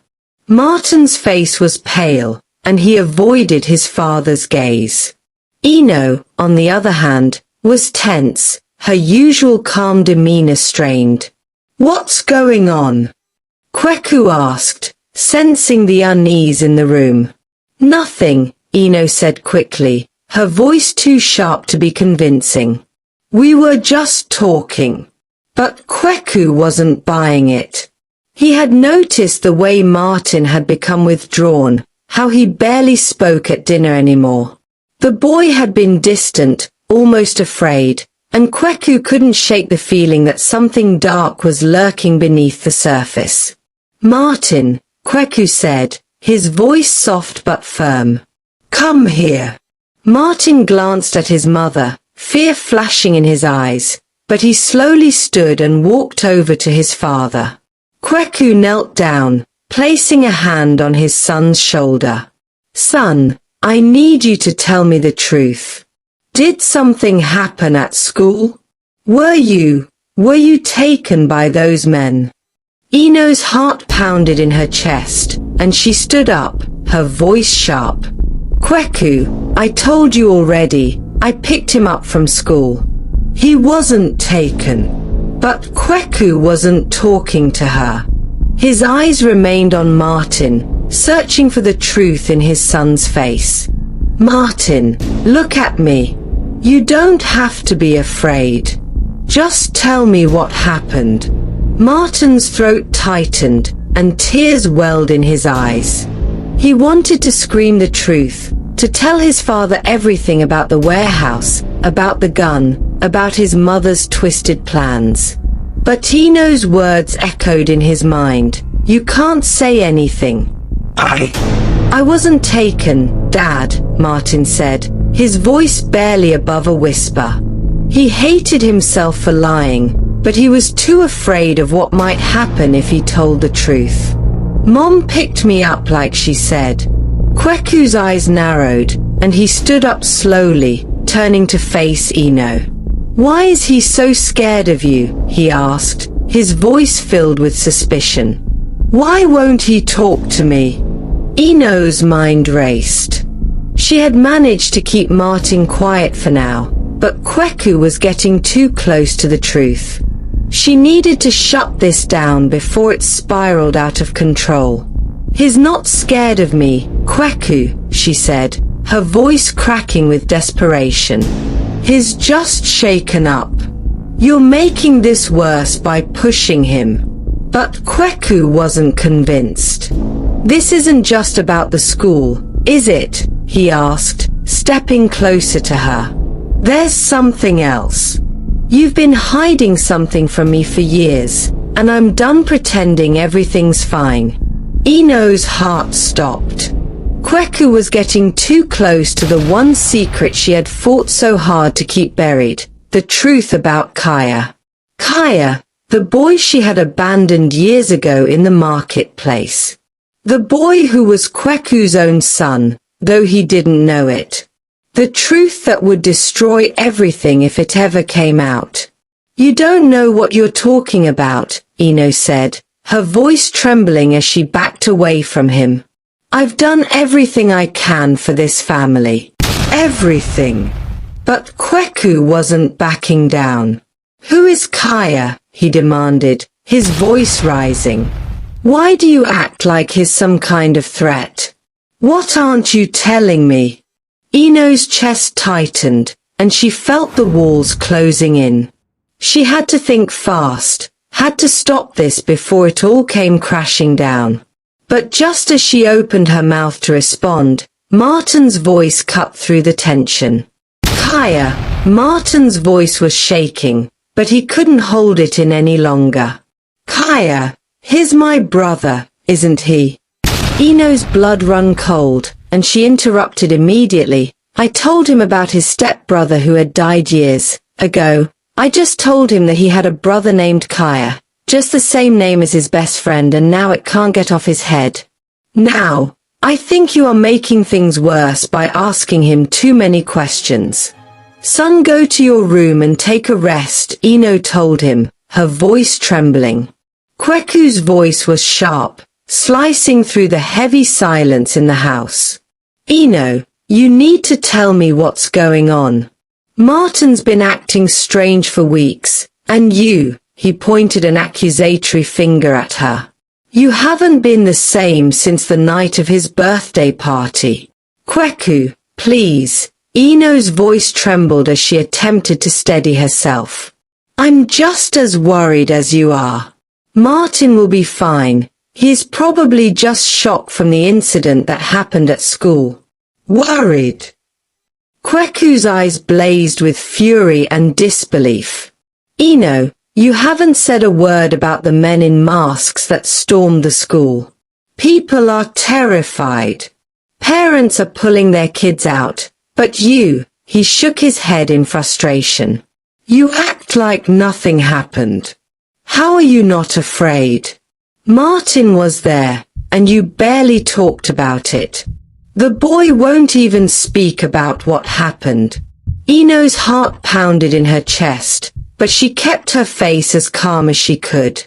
I picked him up from school that day, Kweku. He was fine when I got there, just a little shaken up. He's a strong boy, he's coping. But Kweku wasn't convinced. He had heard the rumors circulating around the city, whispers about Martin being taken by the masked men and then mysteriously returned, silent and afraid. People were questioning the truth, and Kweku's gut told him that something was terribly wrong. The Johnsons pulled Kaya out of school after the attack, Kweku said, his voice lowering as he stared at Eno. They are protecting him. Why didn't we do the same for Martin? Eno's breath hitched. The last thing she wanted was for Kweku to start questioning her more, especially about Kaya. The incident at the school had been a disaster, a mistake she couldn't afford. But she couldn't let Kweku know how deep her involvement ran. She had to hold it together. We don't need to pull Martin out, Eno said firmly, her voice steadying. He's safe. The police are investigating, and the men who stormed the school are long gone. I don't see why we should panic like everyone else. Kweku narrowed his eyes at her, sensing the cold detachment in her voice. You're not scared, he asked, his voice filled with suspicion. What kind of mother wouldn't be terrified after something like that? Our son could have been taken, Eno. She flinched at his words, but before she could respond, a knock came at the door, breaking the tense moment. Kweku moved to answer it, and as he opened the door, he found two of their neighbors standing there, their faces etched with concern. One of the women, Mrs. Algundal, spoke first. We heard about the incident at the school. How's Martin?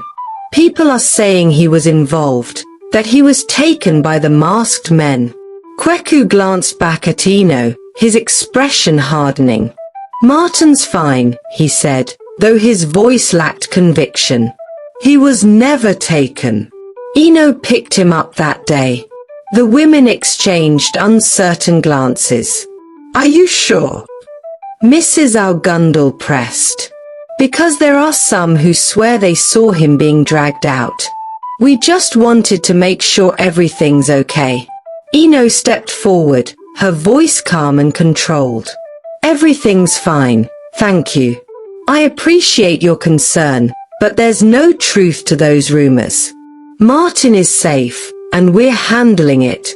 The women nodded hesitantly and left, but their visit only deepened Kweku's suspicions. As he closed the door, he turned to Eno, his expression dark. You're hiding something, Eno. I know you are. And whatever it is, it's tearing this family apart. Eno's breath caught in her throat. She had been able to manipulate her way through most situations, but Kweku's persistence was different. He wasn't going to let this go. And then there was Martin, her son who now knew too much.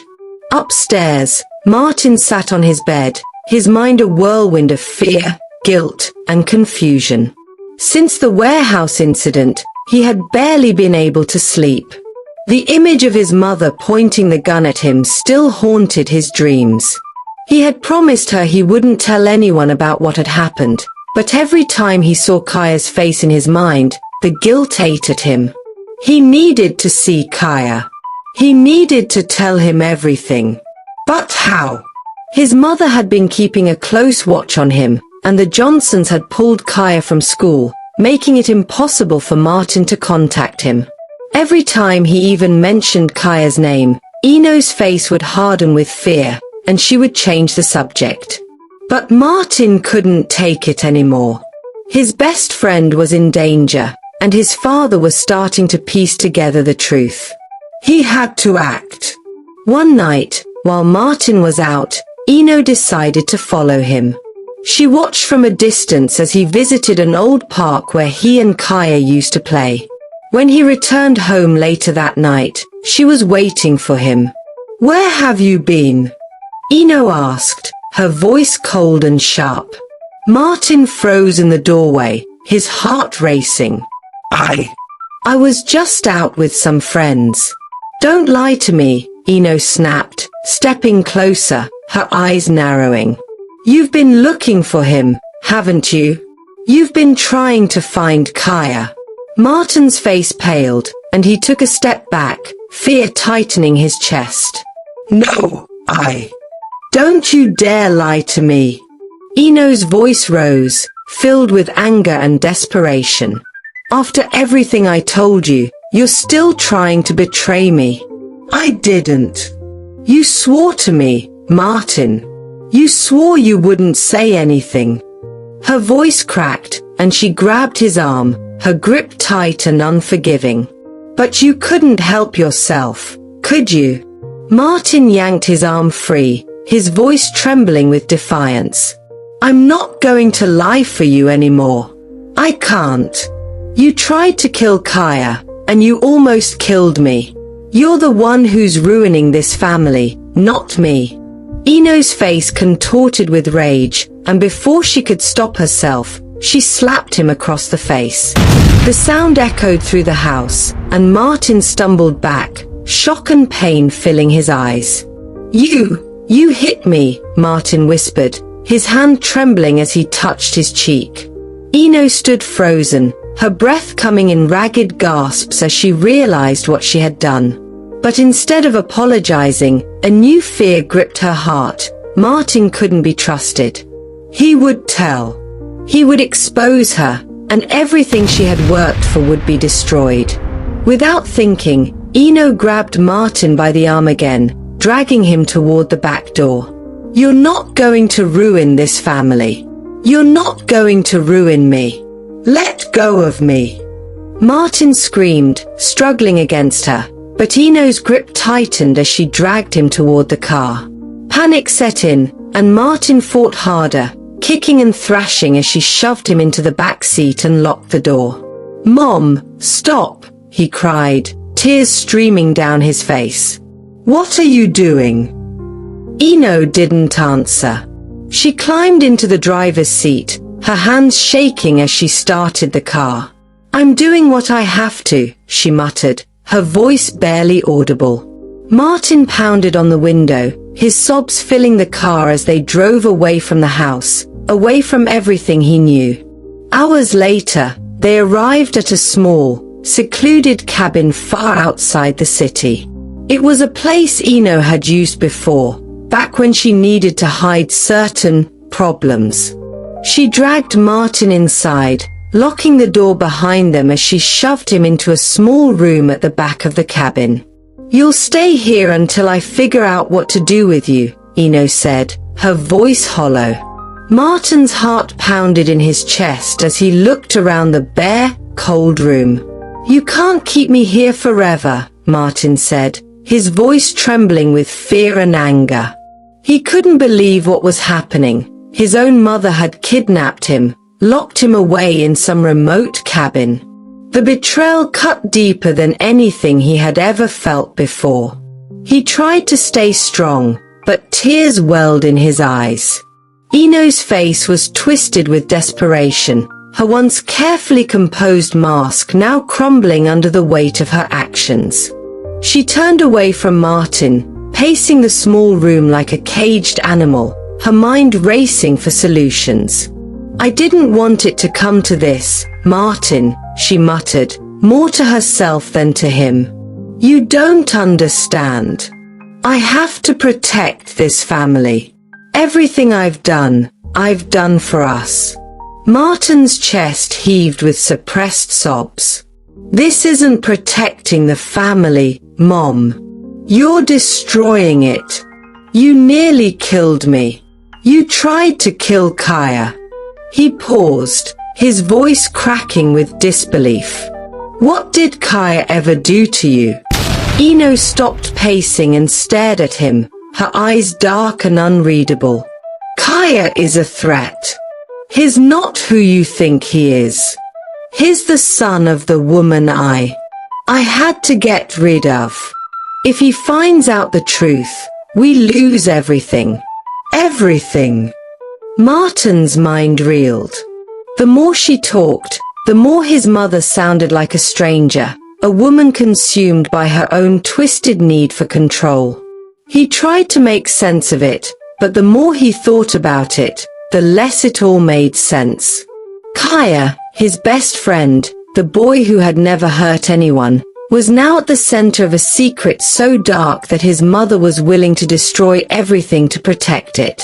"You can't just lock me up, Mom," Martin said, his voice filled with disbelief. "You're going to get caught. Dad will find out." Ino flinched at the mention of Kweku, her husband. She knew he was already suspicious. He had been watching her closely for weeks, ever since the night of Martin's birthday party, when everything had spiraled out of control. But Kweku couldn't know. She couldn't let him find out, not after everything she had sacrificed. "You won't tell him," Ino said quietly, her voice filled with grim determination. "You won't say anything because I'll make sure you don't. And as for Kaya..." She trailed off, biting her lip as she stared out the small, dirty window. Her thoughts were chaotic, her plans unraveling. Kaya was still out there, protected by the Johnson family, but he was also out of reach, hidden from her. She knew she had to act fast before Martin could ruin everything. But what could she do now? How could she control the situation when it was spiraling out of her grasp? Back at the Johnson mansion, Kaya had no idea that his best friend was missing. He had been withdrawn ever since his sudden removal from school, a decision Mr. Johnson had made after sensing that something was off. Kaya knew the move was for his protection, but it hurt. He missed Martin. He missed their friendship and the carefree days they spent together. One afternoon, while sitting in the garden, Kaya overheard a conversation between Mr. Johnson and one of the security staff. The words "missing" and "Martin" caught his attention, sending a chill down his spine. He stood up quickly, his heart racing. "Dad, wait," Kaya interrupted, walking over to where Mr. Johnson stood. "What do you mean Martin is missing? What happened?" Mr. Johnson exchanged a tense look with the security guard before turning to his son. "Kaya, I didn't want to worry you, but Martin hasn't been seen for a couple of days now. His parents reported him missing yesterday. The police are looking into it." Kaya's mind spun. Martin was missing? His best friend. How could this be? "I have to help find him," Kaya said immediately, his voice filled with urgency. "We have to do something." "Kaya, I don't think that's a good idea," Mr. Johnson said cautiously. "This is a police matter now. You need to stay out of it for your own safety." But Kaya couldn't sit idly by. He couldn't just wait while his best friend was out there, possibly in danger. The night was darker than usual, the air heavy with tension that clung to the Johnson mansion like an invisible weight. Kaya paced his room, his heart racing as he pieced together what little he knew about Martin's disappearance. The rumors swirling in school about the masked men, the abrupt withdrawal of Kaya from his classes, and the fact that his best friend had seemingly vanished without a trace, it all felt too coincidental. Kaya stood by his window, staring into the vast, moonlit garden below. The words of his father, Mr. Johnson, echoed in his mind. "It's too dangerous for you to be at school right now, son. We don't know who's behind all of this." Kaya had resisted at first, desperate to return and find out what had happened to Martin, but his father had been adamant. "I have to do something," Kaya muttered to himself, his fists clenched at his sides. He couldn't just sit by and wait. The police were looking for Martin, but deep down, Kaya knew there was more to this story than what anyone else could see. Ino's face haunted him, her fear and shock when they had met at the birthday party. Something about her was wrong. He could feel it. Kaya's instincts told him that Eno was connected to Martin's disappearance, and he had to find out how. A feeling of dread settled over him as he thought about the last time he had seen Martin, at his birthday party. The way Eno had looked at him. Something wasn't right. Deep down, Kaya knew that whatever had happened to Martin, Eno was involved. Meanwhile, at the cabin, Martin sat in the small, dim room, refusing to eat the food his mother had brought him. His stomach growled painfully, but he couldn't bring himself to touch the tray of cold rice and stew sitting on the floor by the door. The thought of eating made him sick. His mind was consumed with the horror of his situation, with the knowledge that his own mother had lost her grip on reality. Days passed, and each day felt like an eternity. Martin tried to think of ways to escape, but the cabin was isolated, and he knew Eno wouldn't let him out of her sight. He had no way of contacting anyone, no phone, no help. He was truly alone. But Eno's plan was starting to unravel. Kweku, growing more concerned by Martin's sudden disappearance, began to ask questions, too many questions. Eno had tried to keep him at bay, telling him that the police were handling it and that they should just stay calm, but Kweku wasn't satisfied. He could sense something was wrong. Eno's behavior had become erratic, and Martin's disappearance weighed heavily on him. Late one night, Kweku confronted Eno. "Where's Martin?" he asked bluntly, his eyes filled with suspicion. "Something's not right, Eno. I can feel it." Eno's heart raced as she tried to maintain her composure. "I don't know, Kweku," she said, her voice trembling. "I've been as worried as you are. The police, they said they're doing everything they can." Kweku's jaw tightened. "Don't lie to me. You've been acting strange for weeks, and now Martin's missing? What aren't you telling me?" Eno's mind spun. She couldn't let Kweku find out the truth. She couldn't let him know about the warehouse, about her mistake, about everything she had done to protect her secrets. She needed to keep him in the dark, no matter what. But Kweku was relentless. He began searching the house, looking for any clue that might explain what had happened to their son. Eno's panic grew as she watched him, knowing that it was only a matter of time before he found out the truth. At the Johnson mansion, Kaya couldn't shake the feeling that something was terribly wrong. Despite his father's warnings, he decided to take matters into his own hands. He needed to find Martin, and he needed to do it fast.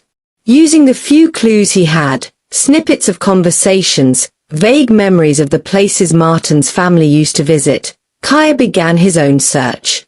He visited old haunts, called in favors from people he knew in the city, but every lead led to a dead end. It was as if Martin had vanished without a trace. But Kaya wasn't ready to give up. Something deep inside him told him that Eno was the key to finding Martin. He just needed to figure out how. Back at the cabin, Martin's situation was growing more desperate. Days had turned into weeks, and the isolation was starting to wear on him. He couldn't stop thinking about Kaya, about how his mother had nearly killed him in her twisted attempt to protect her secrets. The weight of the secret he was forced to carry was suffocating, and he could feel it gnawing away at him. One night, after a fitful sleep, Martin made a decision. He couldn't stay silent anymore. He had to find a way to escape and tell someone, anyone, the truth. Even if it meant betraying his mother. But Eno, always one step ahead, had anticipated this. She knew that Martin's loyalty was crumbling, and she couldn't risk him talking. She couldn't risk him exposing everything. So, she made the only decision she thought she had left. She would keep him hidden, permanently. Eno's grip on Martin was slipping, and Kweku was asking too many questions. The pressure was mounting, and she knew it was only a matter of time before it all came crashing down. She had to act, and fast. One night, after making sure Kweku was asleep, Ino left the house and drove out to the cabin where Martin was being held. She had been trying to convince herself that keeping her son hidden was the only way to protect him from the truth, but deep down, she knew she was losing him. As she entered the cabin, she found Martin sitting in the same spot she had left him, his eyes red from lack of sleep and tears. He looked up at her, and for the first time, she saw something in his eyes that terrified her. Defiance. "You can't keep me here forever," Martin said, his voice quiet but strong. "I'm going to find a way out. And when I do, I'm going to tell everyone what you did." Ino's heart raced, panic surging through her veins. She knew she was losing control, and Martin was becoming a bigger threat with each passing day. Without thinking, she grabbed him by the arm, dragging him out of the room and toward the car. Martin struggled, trying to pull free, but Ino's grip was like iron. "Mom, stop!" Martin cried, fear lacing his voice. "What are you doing?" "I'm doing what I have to," Ino muttered, her voice filled with desperation. As they drove away from the cabin, Ino's mind raced with fear and uncertainty. She had to find a way to silence Martin, to stop him from ruining everything. But the more she tried to hold on, the more everything slipped through her fingers. Ino parked the car in front of the dilapidated cabin, the dark forest surrounding them like an impenetrable fortress.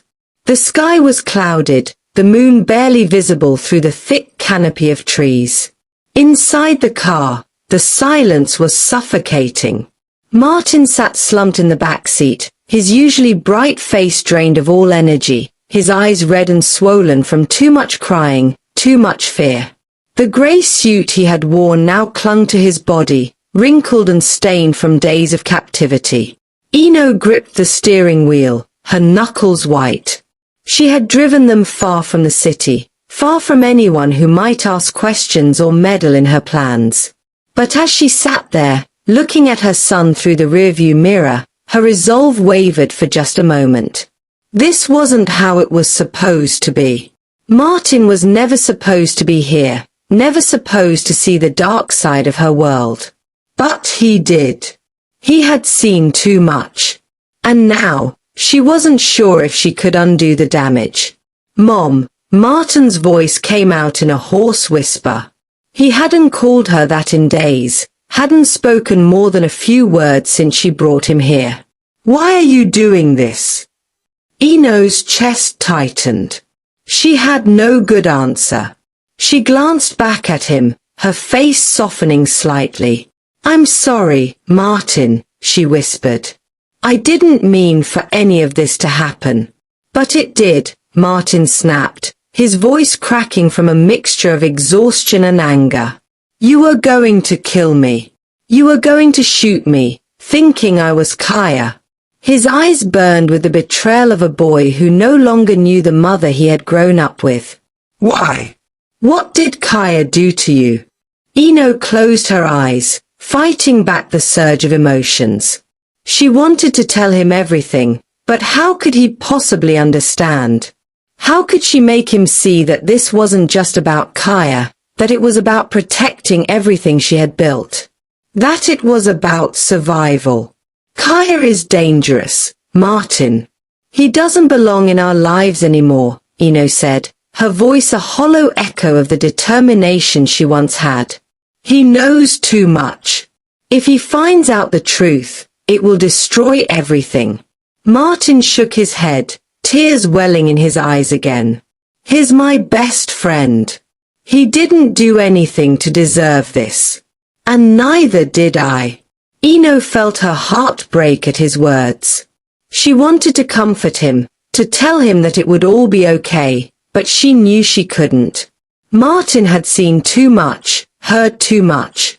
She had slipped that night in the warehouse, her words spilling out before she even realized it. And now, Martin was a risk. He knew Kaya's connection to their family, knew too much about the secrets that she had buried for years. "I'm doing this for us," she whispered again, as much to herself as to him. "To protect this family." Martin's eyes burned with a mix of hurt and rage. "You're not protecting anything, Mom. You're destroying everything. I hate you. I hate everything you've done." Eno flinched at the venom in his words, but she couldn't afford to let his anger sway her now. Her thoughts raced back to Kaya, to the boy who could unravel everything if given the chance. Kaya had to be dealt with, once and for all. But for now, she had to keep Martin contained, keep him from speaking to anyone until she figured out what to do next. Her face hardened, her resolve tightening like a noose around her heart. "You don't understand, Martin," she said coldly, her tone suddenly devoid of emotion. "And soon, you won't have to." Martin's eyes widened, his body trembling as he realized what was happening. "Please," he begged, his voice cracking with fear.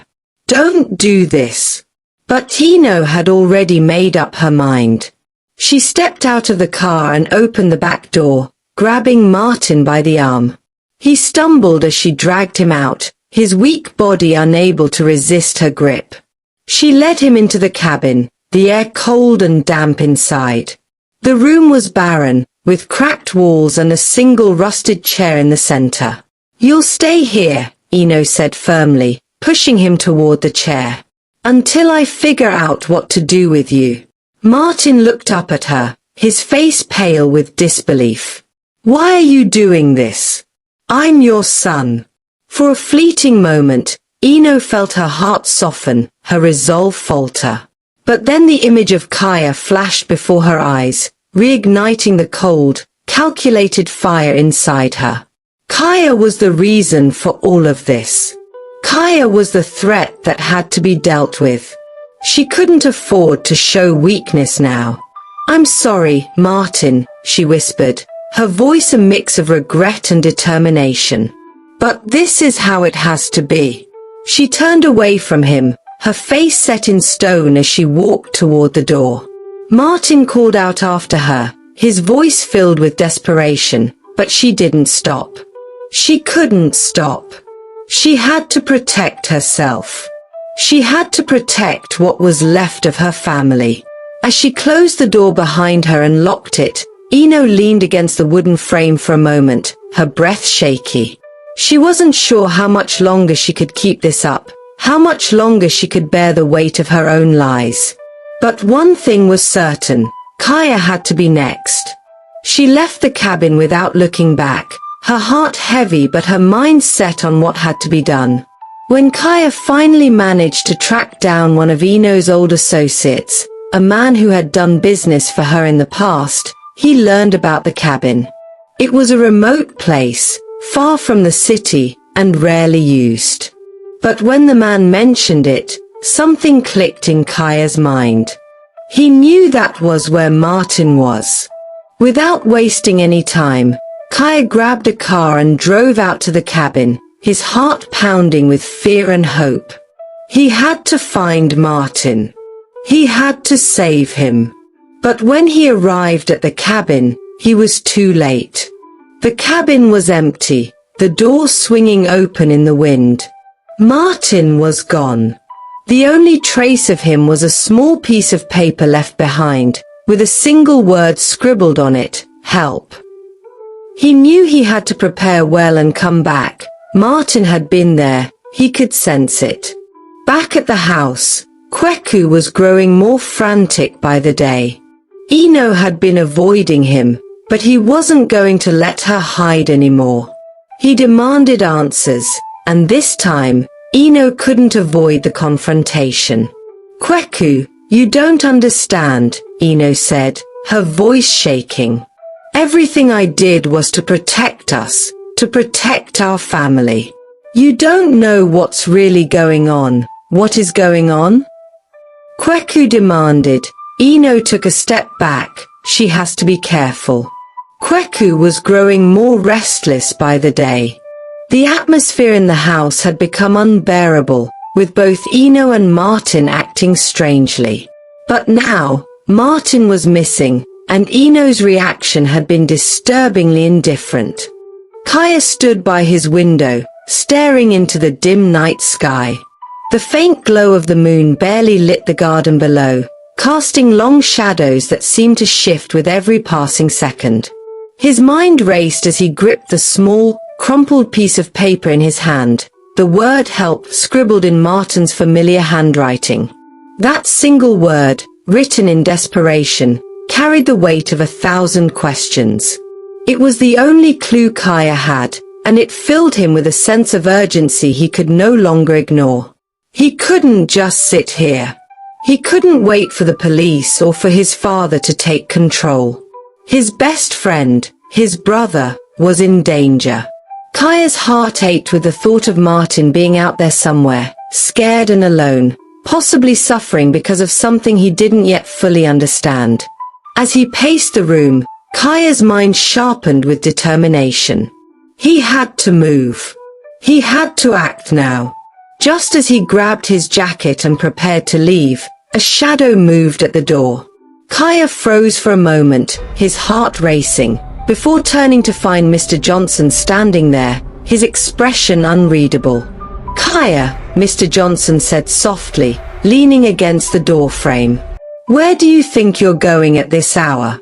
Kaya hesitated. He had hoped to sneak out quietly, but he should have known better. His father had been watching him closely ever since the incident at Martin's birthday party. Sensing Kaya's unrest, Mr. Johnson had become more vigilant, quietly observing his every move.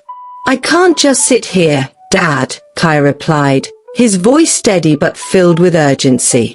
"Martin's in danger. I know it. He's my best friend, and I know he's trying to reach me. I found the cabin where he was held, but he's gone now. This," Kaya held up the crumpled paper, "is all I have. I have to find him." Mr. Johnson's face softened with understanding, but there was still a flicker of caution in his eyes. "Son, I understand how you feel, but this is dangerous. You can't just rush into this. We need to think." "No," Kaya cut him off, his eyes flashing with determination. "We've thought long enough. Every minute we waste is a minute Martin could be suffering. He needs me.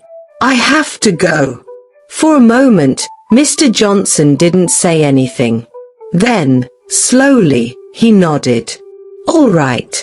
I won't stop you. But you're not doing this alone." His tone was firm, but filled with quiet resolve. "I'm coming with you." Kaya exhaled a breath of relief.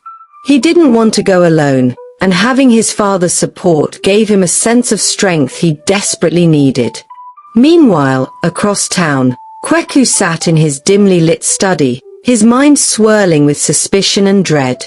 The pieces of the puzzle were coming together, but he was still missing something crucial. Eno had been acting strange for weeks, ever since the night of Martin's birthday. She had grown more distant, more secretive.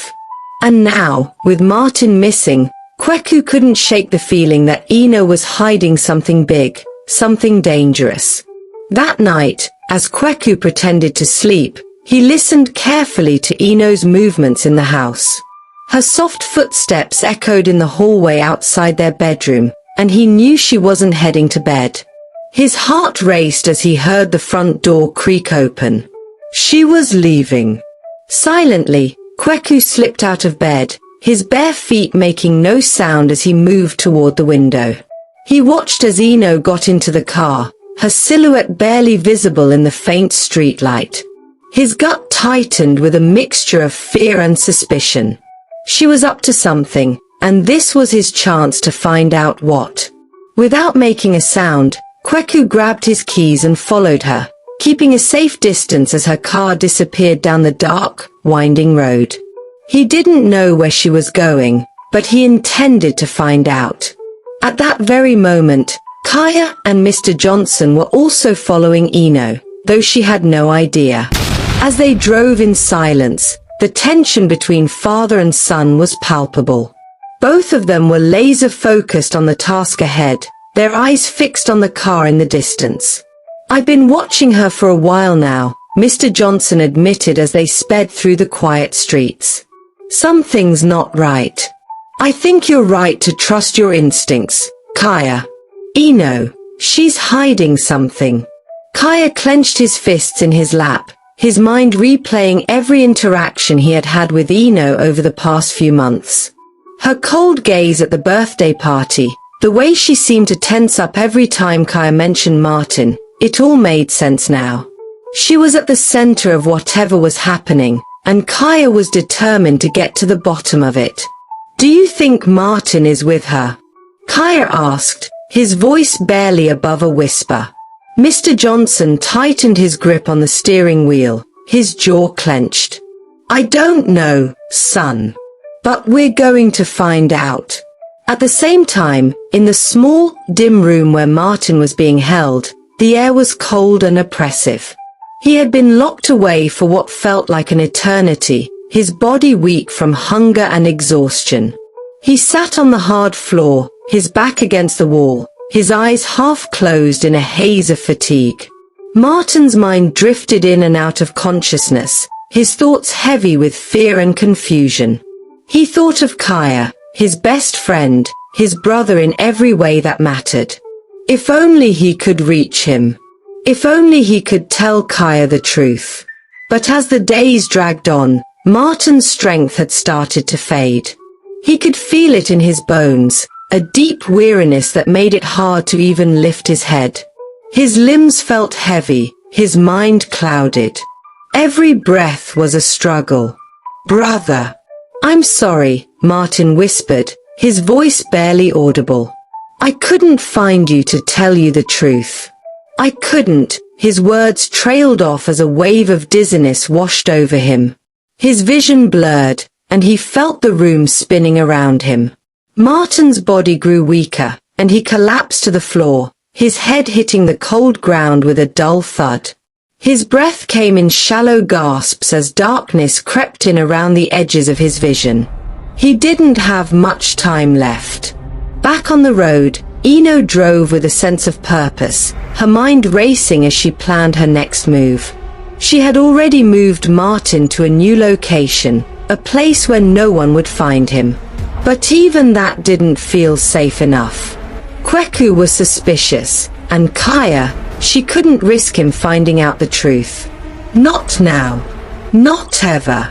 But what Eno didn't realize was that she wasn't alone. In the shadows, Kweku's car followed her, keeping a safe distance. He watched her every move, his heart pounding in his chest. Whatever she was doing, he was about to find out. And behind Kweku, another car followed, driven by Mr. Johnson, with Kaya by his side. The night was filled with quiet tension, the silence only broken by the hum of the engines as they sped down the dark, empty roads. Each of them was locked in their own thoughts, their own fears, but none of them could see what was coming next. The truth was about to unravel, and none of them would emerge unscathed. In the small room, Martin's breathing slowed, his body limp on the cold floor. The darkness closed in, and his last conscious thought was of Kaya. His brother. His only hope. And then, everything went black. To watch the final part, kindly type part 5 in the comments section. Don't forget to write where you are watching from. It helps us to know when to post the next part. Turn on the notification bell. That way, you'll never miss out on more great stories like this one. Tears of Kaya, Part 5, The Unraveling Secrets. The cold, concrete floor pressed against Martin's body, but the weight of it felt distant. His limbs had grown weak, and his vision blurred, dimming as though the world around him was sinking into darkness. He blinked once, twice, struggling to stay awake, but every effort felt heavier than the last. The small, dim room seemed to spin as memories flooded his mind. Kaya's laughter, their shared moments at school, their friendship, It all played out like a vivid dream as Martin teetered on the edge of consciousness. His breaths were shallow, each one more labored than the last. He had to survive. He had to hold on, but his body was giving up. In the car, Eno's heart raced.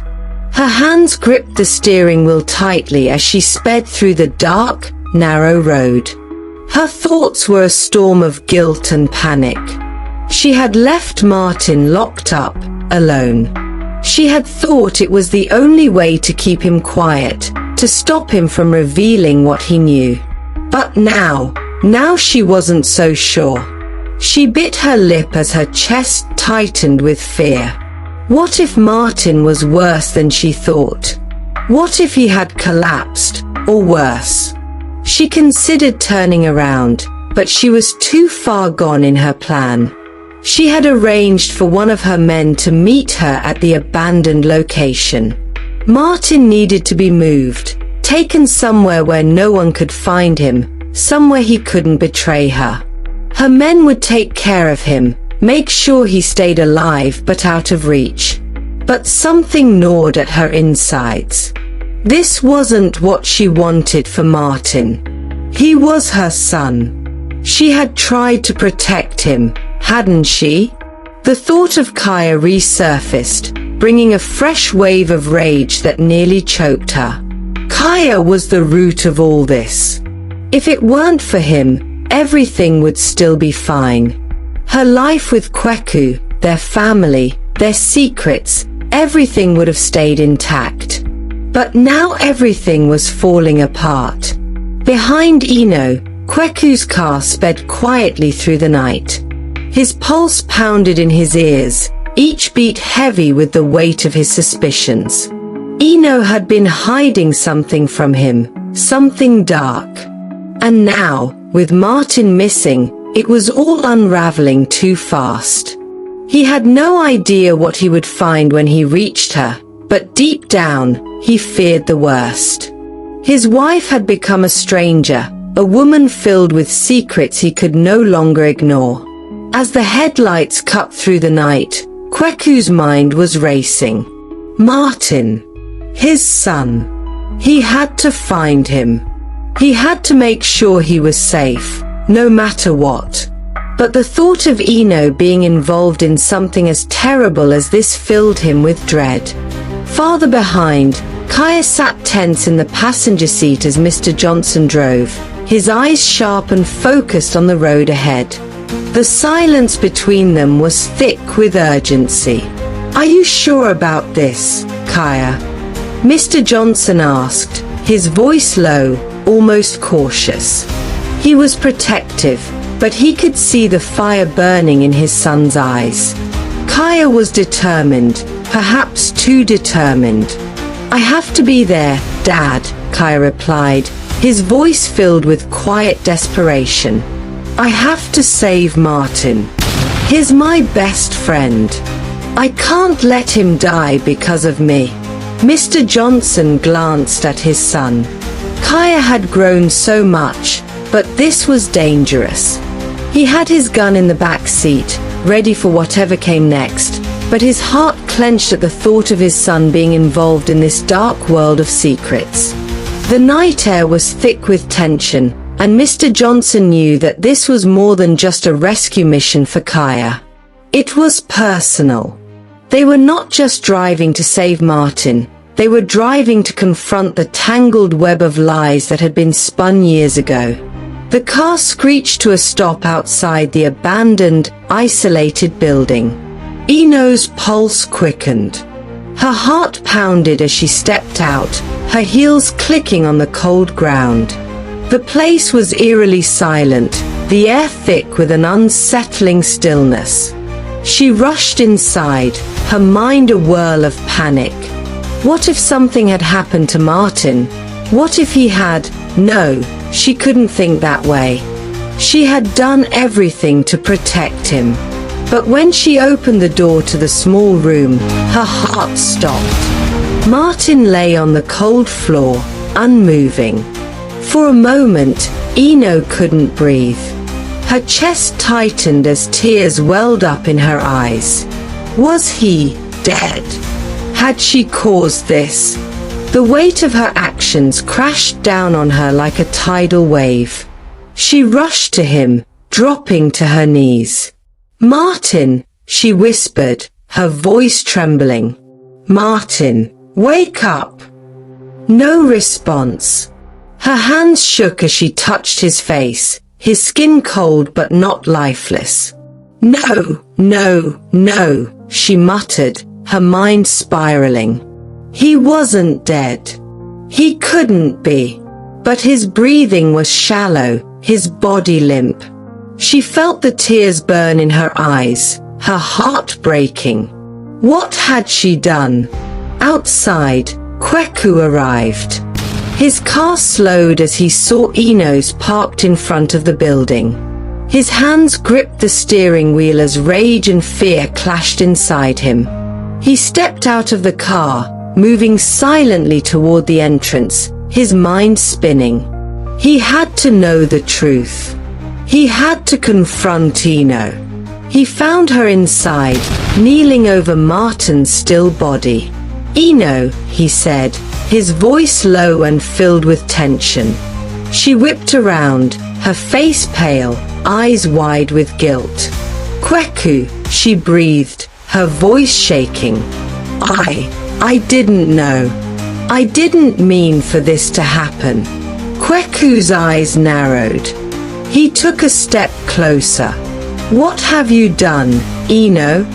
What did you do to our son?" Tears streamed down her face as she looked back at Martin, then up at Kweku. Her mouth opened, but no words came out. She had nothing to say that could make this right. She had kept secrets for too long, lied too many times. But just as Kweku was about to demand answers, Martin stirred. His eyelids fluttered, and a weak breath escaped him. "Kaya," Martin whispered, his voice barely audible. Eno's heart skipped a beat. Hearing Kaya's name sent a jolt of panic through her. Her face tightened, anger surging back to the surface. Kaya. It was always Kaya. Kweku noticed the change in her expression and stepped closer, suspicion rising in his chest. "What does Kaya have to do with this, Eno?" he asked, his voice sharp. But before she could respond, Kaya and Mr. Johnson arrived. The sound of tires screeching to a halt outside echoed through the building. They burst through the door, finding Eno and Kweku standing over Martin's frail body. "Kaya," Martin's voice came again, stronger this time. His eyes slowly opened, filled with pain but also a glimmer of hope. Martin's eyes flickered open. He wasn't sure if he had heard the name right. The world around him felt distant, like a dream. His vision blurred, but the mention of Kaya, his best friend, his brother, made something stir deep within him. "Kaya is alive," Martin whispered, his voice barely a breath, but it carried a weight that pulled him back from the brink of oblivion. "Kaya's here." Martin's voice was weak, but his body seemed to gather strength at the thought. He struggled to sit up, his limbs trembling, but he was alive. And suddenly, his eyes opened wider, more aware. He was not giving up. The tension in the room was palpable as Martin slowly stood, weak but defiant.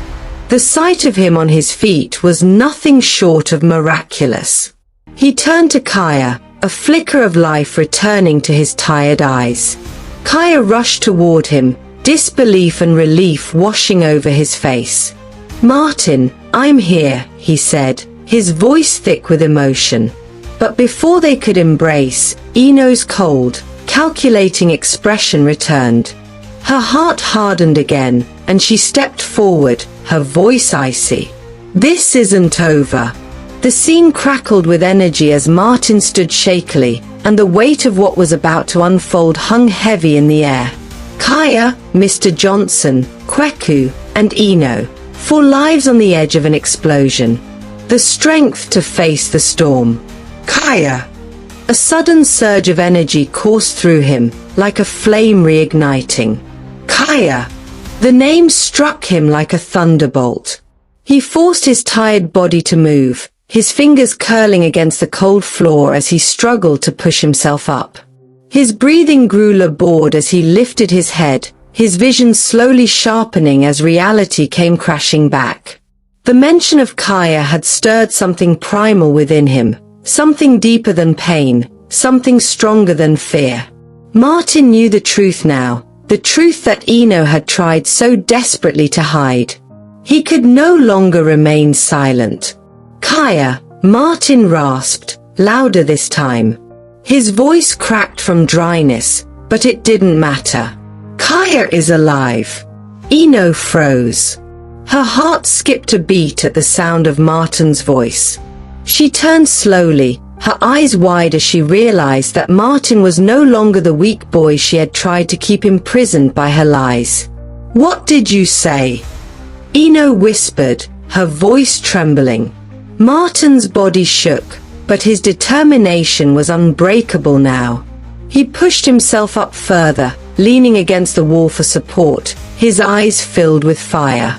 I said, Kaya is alive. The room felt like it was closing in on Eno. Her breath caught in her throat as she watched her son, now filled with an inner strength that terrified her. You don't know what you're talking about, Martin. You're confused. But Martin shook his head, his anger rising. I'm not confused, Mom. I'm not confused anymore. The room fell into an oppressive silence, and Eno's mind raced. She had to maintain control. She couldn't let Martin destroy everything she had built, everything she had sacrificed for. Martin, you don't understand, she began, her voice soothing, trying to calm the storm that was brewing in her son's heart. Kaya is dangerous. I had to. No. Martin's shout startled her, his voice stronger than she had ever heard before. You're the one who's dangerous, Mom. You've lied to me, to Dad, to everyone. You tried to kill Kaya. You kidnapped me, thinking I was him. You were going to shoot me. Eno's face paled, her heart racing as she saw the truth reflected in her son's eyes. Martin, I never meant to hurt you. But you did. Martin spat, his voice filled with venom. You've hurt everyone. You killed Kaya's mother, didn't you? You left him in that market to die. And you're not even sorry. You're just a monster. Eno recoiled as if Martin had slapped her, the word monster echoing in her ears. She had never imagined it would come to this. Her own son, her flesh and blood, was turning against her. The room seemed to close in around her, suffocating her with the weight of her sins. Martin, Eno's voice cracked, her hands trembling. I did what I had to do, to protect this family. Martin's face twisted with disgust. No, Mom. You didn't protect us. You destroyed us. At that moment, Kweku stood frozen. He had followed Eno, because he had suspected she was hiding something, but not to this extent. What he found in that room shook him to his core. Eno! Kweku shouted, his eyes locking on his wife. What the hell is going on? Eno turned toward him, her face pale and filled with panic. She had been caught in her web of lies, and there was no escaping now. Kweku, it's not what you think. But Kweku cut her off, his voice filled with fury. Not what I think. I followed you all the way here, Eno. We have been searching for Martin together, but you are the very person who kidnapped our son? What kind of mother does that? Martin's voice, though weak, cut through the tension. She kidnapped me, Dad. She thought I was Kaya. She was going to kill me. The words hit Kweku like a sledgehammer, his eyes widening in horror. He turned to Eno, his voice trembling with disbelief. Is this true? Ino's eyes welled with tears, her mind racing for an explanation, but there was nothing left to say. The truth was out now, and there was no way to hide it anymore. I didn't mean for this to happen, Kweku, she whispered, her voice cracking. I thought I was protecting us. Protecting us. Kweku's voice rose with incredulity. You've destroyed everything, Ino. This family. Adoma. Kaya. You've poisoned everything you've touched. At the mention of Adoma's name, Ino's face hardened, her tears drying as a flicker of bitterness surfaced in her heart. Don't you dare mention her name, Ino hissed, her voice low and filled with venom. Kweku's brow furrowed in confusion. What are you talking about? Ino's rage simmered, her mind flashing back to the past, to the day everything changed. Adoma. She wasn't the saint you think she was, Kweku. She brought me here from the village, yes. But she wasn't trying to save me. She wanted to control me, keep me as her servant. She thought she was better than me. That's a lie. Kweku roared, his face red with anger. Adoma was the kindest, most generous woman I've ever known. She took you in when you had nothing. Ino's face twisted with bitterness. She took me in because she needed a puppet. Someone to do her dirty work, to take care of Kaya so she could live her perfect little life. But you were the one who betrayed her first. Kweku's eyes narrowed, his voice thick with confusion and guilt. What do you mean? Ino's lips curled into a bitter smile. Don't pretend like you don't remember, Kweku. You came to me that night in the kitchen. You told me you loved me. You promised me everything if I stayed quiet. You couldn't stand being with Adoma anymore, and you wanted me. Kweku staggered back, his heart pounding in his chest as the memories he had buried deep within himself came rushing back. The guilt, the shame, the betrayal, it was all too much to bear. You're lying, Kweku whispered, his voice trembling. I didn't mean for any of this to happen. Ino's eyes glistened with tears, but there was no softness in her voice. You're just as guilty as I am, Kweku. You pushed me to the edge. You made me do this. Kweku's face crumbled with regret. I made a mistake, Ino. But you went too far. Too far. Ino's voice rose with fury. You're the one who started this. You're the one who wanted Adoma gone, not me. The accusations flew between them like daggers, each word cutting deeper than the last. Kaya watched in stunned silence, his heart torn between the father who had betrayed his mother and the stepmother who had tried to kill him. The weight of their sins hung heavy in the air, suffocating everyone in the room. Martin, his body weak but his spirit strong, looked at his mother with tears in his eyes. You killed Kaya's mom. You tried to kill Kaya. And now you're trying to justify it all by blaming Dad. Ino's face twisted with anger and grief. You don't understand, Martin. You never will. I understand enough, Martin whispered, his voice shaking with emotion. You're a monster. The words hit Ino like a slap to the face, and for a moment, she was speechless. Her own son, her flesh and blood, had called her a monster. She had lost everything now. Her lies, her betrayals, her sins, they had all come crashing down around her, and there was no way to escape. But then, as if a switch had been flipped, Ino's face hardened with resolve. She turned to Kweku, her eyes burning with hatred. You're the one who ruined everything, she hissed, her voice low and dangerous. You promised me a life, a family, a future. But you lied. The storm within. Kweku's breath caught in his throat as he stared at Ino, her words slicing through him like a blade. I lied, he whispered, his voice barely audible. The weight of everything, his betrayal, her anger, the destruction of their family, bore down on him, and he struggled to hold himself together. Eno, I never meant for it to go this far. I made a mistake, but I didn't ask you to. Didn't ask me to what? Eno's voice was sharp, filled with venom. Didn't ask me to kill her. Didn't ask me to get rid of Kaya. You didn't have to say it. You couldn't stand the sight of her. You used me, Kweku, and then you threw me away when it suited you. No, Eno. Kweku shouted, his voice rising in desperation. That's not true. I never wanted Adoma dead. I never wanted Kaya gone. I didn't ask for any of this. You, he paused, his voice cracking. You twisted everything. But Eno only shook her head, a bitter smile on her lips. Don't lie to yourself, Kweku.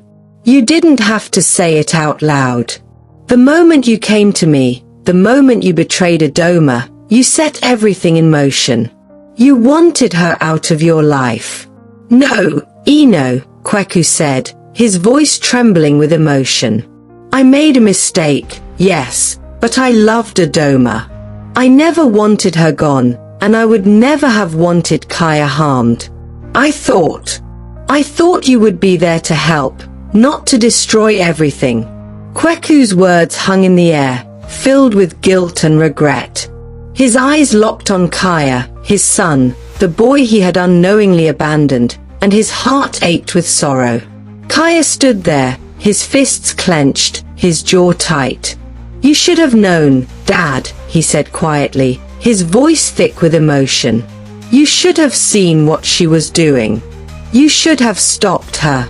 Kweku swallowed hard, his heart breaking at the sight of his son's pain. I didn't know, Kaya. I swear, I didn't know. I thought you were lost in the storm. I thought, he trailed off, his voice cracking. I thought I'd lost you. Kaya's eyes burned with unshed tears, the years of abandonment and hurt swelling up inside him. But you didn't lose me, Dad. You just didn't look hard enough. The words stung Kweku like a whip. He had failed. He had let his family fall apart, and now the consequences of his actions had come crashing down around him. But before he could respond, Eno's voice cut through the tension once again, cold and filled with venom. Don't act like you're innocent, Kweku. You set this all in motion. You wanted Adoma out of your life. You came to me. You told me you loved me. And now, you want to act like you didn't have a hand in this. No. Kweku's voice was filled with desperation. I didn't ask you to kill Adoma. I didn't ask you to abandon Kaya. I never wanted any of this, Eno. Eno's face twisted with anger as she took a step closer to him, her voice low and dangerous. You may not have asked, but you let it happen. You didn't stop me. You didn't protect them. Kweku's face crumbled as he took a step back, his heart heavy with guilt. I didn't know, he whispered, his voice barely audible. I didn't know what you were capable of. Eno's lips curled into a bitter smile. You didn't want to know. Kweku's chest tightened with regret, his mind racing as the full weight of his failure crashed down on him. He had let this happen. He had let Eno worm her way into their lives, into their hearts, and he hadn't seen the truth until it was too late. Kaya's fists clenched at his sides, his anger rising. She left me to die, Dad, he said, his voice shaking. She abandoned me in that market like I was nothing. Kweku's throat tightened, and tears welled up in his eyes. I'm so sorry, Kaya, he whispered, his voice broken. I never should have trusted her. I never should have let her near you. But before Kaya could respond, Martin's voice, though weak, cut through the room. It's not just that, Dad, Martin said, his voice trembling with emotion. It's worse.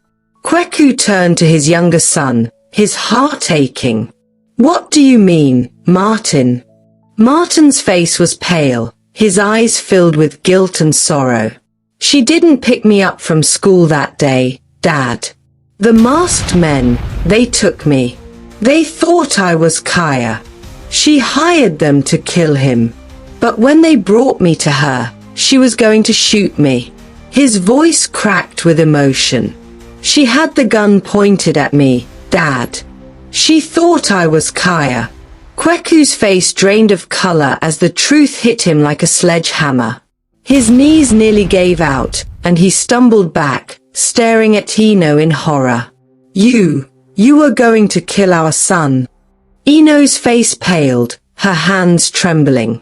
I didn't know it was him, she whispered, her voice barely audible. I thought it was Kaya. I didn't mean. You didn't mean. Kweku roared, his voice filled with fury and disbelief. You didn't mean to kill him. But you were ready to kill Kaya. You hired men to murder a child. Ino recoiled, tears welling in her eyes. I was trying to protect us, she whispered, her voice trembling. Kweku shook his head, his heart breaking as he looked at the woman he had once loved. You didn't protect us, Ino. You destroyed us. Ino's breath hitched, and her eyes filled with tears. But just as her heart began to soften, the thought of Kaya, the boy she had tried so hard to erase from their lives, flashed through her mind. Her face hardened again, her jaw clenching with resolve. She turned to Kaya, her eyes filled with cold hatred. You, she spat, her voice laced with venom. You're the reason for all of this. Kaya's breath caught in his throat as he stared at her, disbelief and pain coursing through him. I'm the reason, he asked, his voice shaking. I was a child. You're the one who killed my mother. You're the one who tried to kill me. How am I the reason? Ino's face twisted with rage. Because you survived, she hissed. You were supposed to die in that storm. You weren't supposed to make it. But you did, and you've been a thorn in my side ever since. Kaya's fists clenched, his heart pounding with fury. You're the monster, Ino. You killed my mother. You tried to kill me. You don't deserve to call yourself a mother. Martin, his body weak but his spirit strong, looked at his mother with tears in his eyes. He's right, Mom. You're not a mother. You're a monster. The words hit Ino like a slap to the face, and for a moment, she was speechless. Her own son, her flesh and blood, had called her a monster. The room had fallen into an intense, suffocating silence after the storm of accusations. Ino stood trembling, her chest rising and falling rapidly, her eyes darting between Kaya, Kweku, and Martin. Her once calm and calculated demeanor had shattered like glass, revealing the broken, bitter woman beneath. Martin, exhausted but fueled by the truth he had unleashed, slowly walked toward Kaya, his legs shaky beneath him. His eyes, once filled with fear and weakness, now held something new, determination. He rested a trembling hand on Kaya's shoulder, his voice soft yet strong as he spoke. Kaya, Martin whispered, his voice strained but steady, you've been through so much. More than anyone should ever have to go through. Kaya looked at him, his eyes red and tear-filled, his heart heavy with grief, pain, and disbelief. Martin's words cut through the thick cloud of sorrow surrounding him. The strongest souls, Martin continued, his voice shaking with emotion, are those who have been through the darkest storms and still rise with grace. You survived, Kaya. You're stronger than any of us could ever be. Kaya's chest tightened, the weight of everything he had endured pressing down on him. Tears slipped down his cheeks, but he nodded slowly, understanding that Martin's words were more than just comfort, they were the truth. Don't let her break you, Martin whispered. Don't let her take away who you are. You're not alone anymore. You have me and Dad. Kaya's gaze softened, and for the first time in what felt like an eternity, he allowed himself to feel something other than anger, other than pain. He wasn't alone anymore. He had a brother, and despite all the suffering, despite everything Ino had done, there was still hope. Kweku, who had been standing frozen in shock and regret, stepped forward. His face was pale, and his eyes were filled with sorrow. "I'm so sorry, Kaya," he whispered, his voice breaking. "I should have protected you. I should have seen the truth sooner." Kaya nodded slowly, his heart heavy but no longer filled with rage. He looked at his father, seeing the remorse in his eyes, the genuine regret for what had happened. "It's okay, Dad," Kaya whispered, his voice trembling. "It's not your fault." But before Kweku could respond, the air in the room shifted. Ino, who had been standing silently, her face twisted with bitterness and fury, suddenly snapped. Her emotions boiled over, and she lunged toward Kweku in a fit of uncontrollable rage. "You ruined everything!" Ino screamed, her voice filled with venom. "This is all your fault, Kweku. You were the one who betrayed me." Her hands shoved Kweku with all her strength, and before anyone could react, Kweku stumbled backward. His foot caught on the edge of the floor, and he fell, his head striking the cold, hard surface with a sickening crack. Time seemed to freeze. "Kweku!" Kaya screamed, rushing to his father's side. Blood pooled beneath Kweku's head, and his eyes fluttered as he gasped for air. "No, no, no," Kaya whispered, his hands shaking as he cradled his father's head. "Dad, please, stay with me." Kweku's breathing grew shallow, his eyes glazing over as he struggled to speak. He reached out a trembling hand, gripping Kaya's arm weakly. "I'm sorry." Kaya, his voice was barely a whisper, each word drenched in regret. "Forgive me." Tears streamed down Kaya's face as he shook his head, his heart breaking. "Don't leave me, Dad. Please." But Kweku's grip loosened, and his eyes slowly closed. His chest rose one last time before falling still, and the room fell into a deafening silence. Kaya's sobs filled the air as he clung to his father's lifeless body. The pain of losing him, after finally understanding the truth, was too much to bear. Martin, standing frozen in shock, felt his own tears spill over as he watched his father slip away. Mr. Johnson, who had been standing silently in the corner, his face filled with sorrow, slowly stepped forward. "Kaya," he whispered, placing a comforting hand on the boy's shoulder. "I'm so sorry." But Kaya could barely hear him. The grief was overwhelming, consuming him like a tidal wave. His father was gone, and it felt as if the world had crumbled around him. Ino, standing a few feet away, stared at the scene before her, her eyes wide with shock. She hadn't meant to. She hadn't meant to push him that hard. She hadn't meant for him to fall. But it didn't matter anymore. It was too late. Everything was too late. A cold chill ran down her spine as the reality of what she had done settled over her. She had killed him. She had killed Kweku. The man she once loved, the father of her children, was dead because of her. "No," Ino whispered, her voice trembling. "No, no, no." But there was no undoing what had been done. The weight of her actions crushed her, and panic surged through her veins. She had to get out.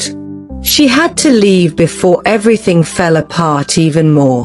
Without a word, Ino turned and fled from the room, her footsteps echoing down the hallway. Her mind raced as she ran toward the car, her heart pounding in her chest. She couldn't stay here. She couldn't face the consequences of what she had done. She had to escape. The cold night air hit her like a slap as she reached the car. Her hands shook as she fumbled with the keys, her breath coming in short, panicked gasps. She had to get away. She had to disappear. But as she started the engine and slammed her foot on the gas, her vision blurred with tears, and her hands shook uncontrollably. She wasn't thinking clearly. The guilt, the fear, the shock, it was all too much. The car sped down the narrow road, the wheels screeching as they rounded a sharp corner. Ino's breath hitched as she lost control of the wheel, the car swerving violently toward the edge of a cliff. No, no, no. Ino screamed, her hands desperately trying to regain control, but it was too late. The car careened off the road, plunging down the steep cliffside. Ino's screams echoed through the night, but they were swallowed by the darkness as the car crashed into the rocks below. The silence that followed was deafening. Back in the cabin, Kaya sat frozen beside his father's body, the weight of the world pressing down on him. His heart ached with unbearable grief, but somewhere deep inside him, he felt a strange sense of closure. Karma had taken its course. Ino had paid the ultimate price for her sins. Mr. Johnson knelt beside him, his voice soft and filled with sorrow. Kaya, it's over. But Kaya couldn't speak. He could only nod, his eyes red and swollen from crying. Martin, standing nearby, took a deep breath and wiped his tears. He stepped forward, his voice shaky but filled with resolve. We'll get through this, Martin whispered, his eyes locking on Kaya. We're brothers. We'll get through this together. Kaya looked up at him, his heart heavy but filled with a strange sense of hope. He nodded slowly, knowing that no matter how much pain they had endured, they still had each other. Mr. Johnson, his face etched with sadness, placed a hand on both boys' shoulders. I'll take care of you, he said softly. You're family now. Both of you. Kaya and Martin looked at him, their hearts filled with gratitude. They had lost so much, but in the midst of the darkness, they had found a new beginning. A new family. The storm had passed, but its scars would remain. Yet, despite everything, Kaya knew that he and Martin would rise from the ashes stronger than before. And as they stood together, side by side, they knew that the darkness would never claim them again. This story is about to get even more interesting. Therefore, I really need to know that you are enjoying the story. So, say something in the comment section. Or you can comment whatever it is that you like. I really want to see that you guys are enjoying the story for me to be motivated to post the next story. So please, first of all, subscribe. Secondly, please make sure to like the video. And thirdly, please write a comment, write anything. So, first of all, tell me how interesting the story is and what you've actually learned. Tears of Kaya, Part 6. Unraveling Truths. As Kaya, Martin, and Mr. Johnson grapple with the shock of recent revelations, they notice a faint movement from Kweku's hand. Realizing he is still alive, they urgently call for medical assistance. Kweku is rushed to the hospital, where he remains in critical condition. In the aftermath of that terrible night, everything had turned upside down. Martin and Kaya clung to Mr. Johnson, who had stepped up to care for them now that their father, Kweku, lay in a hospital bed, deep in a coma. Ino had vanished without a trace after her heated confrontation with Kweku, leaving Martin and Kaya with the belief that she had run far away after all she'd done. It was clear to Kaya and Martin that Eno couldn't hide forever. They hoped that justice would catch up with her wherever she'd fled. But for now, all they could do was focus on Kweku. Each visit to the hospital was tense and emotional, filled with hope that Kweku would wake up from the coma caused by the severe head injury. He was their only remaining family, and though they still wrestled with complicated feelings, they wanted him back. Days turned to weeks. Mr. Johnson was there every step of the way, taking care of their daily needs and keeping their spirits up. He became like a steady rock they could lean on during this difficult time, but a lingering worry shadowed their lives. For Martin, life felt emptier without Kweku's strong presence, and Eno's unexplained disappearance gnawed at their minds. Even though Mr. Johnson tried all he could, Martin's world seemed to have shattered. Where was his mother? Has she escaped? Was she hiding from all her evil deeds? He thought aloud. Then, one evening, Kaya sat by the TV, absent-mindedly watching a news report, when the words car accident and river caught her attention. The reporter explained that rescue teams had found a car wreck at the base of a cliff, partially submerged in a river. There were no signs of a driver. Search teams were combing the area, but it was unclear if anyone had survived the crash. The news showed the twisted remains of a car, one that looked chillingly familiar to Kaya. His heart pounded. Could it be Eno's car? He raced to Mr. Johnson and told him what he'd seen. They all exchanged looks, realizing this could mean Eno hadn't escaped after all. But where was she? Could it be that she had accident and died? Or was she able to escape? They wondered, but however, they needed to inform the police immediately. Back at the hospital, doctors worked swiftly to stabilize Kweku. Hours passed in tension and silence as they waited for updates. When a nurse finally emerged, her face was grim but not without a glimmer of hope. Kweku is alive, she said, but he's in a coma.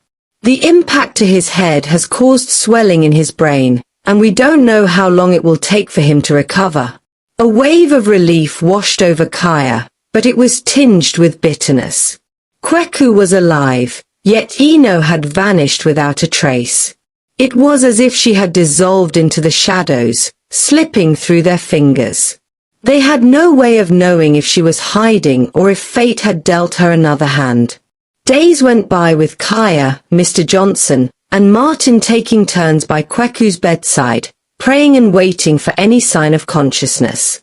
They kept his spirits alive, talking to him, reminiscing, and reminding him that they needed him to pull through. Then, one day, as Kaya held his hand, Kweku's fingers moved, a slight twitch, barely noticeable.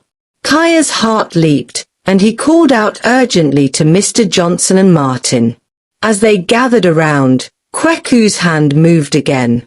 His eyelids fluttered as if he was struggling to respond. The doctor, summoned by a nurse, entered the room just in time to see it. He's fighting, the doctor confirmed, a glimmer of encouragement in his voice. But he'll need a blood transfusion soon to stabilize him fully. Kaya's mind raced. He turned to Martin, who, though healthier, was still weak from everything he'd been through. No way could he let Martin give his blood. His brother had suffered enough. Just as he was about to offer himself as the donor, a nurse rushed in, her expression troubled.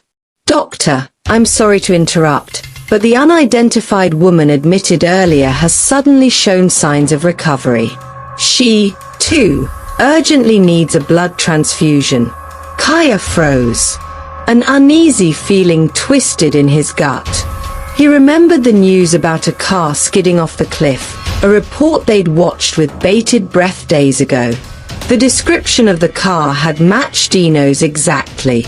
Was it possible she hadn't disappeared into thin air after all? Could she be here, in this very hospital, lying helpless and alone? He exchanged a glance with Mr. Johnson, who looked equally stunned. Martin, puzzled, tugged on Kaya's sleeve. "What's wrong?" Kaya swallowed, his voice barely above a whisper. "Martin, we think that woman could be Eno." Martin's face paled as the realization hit him.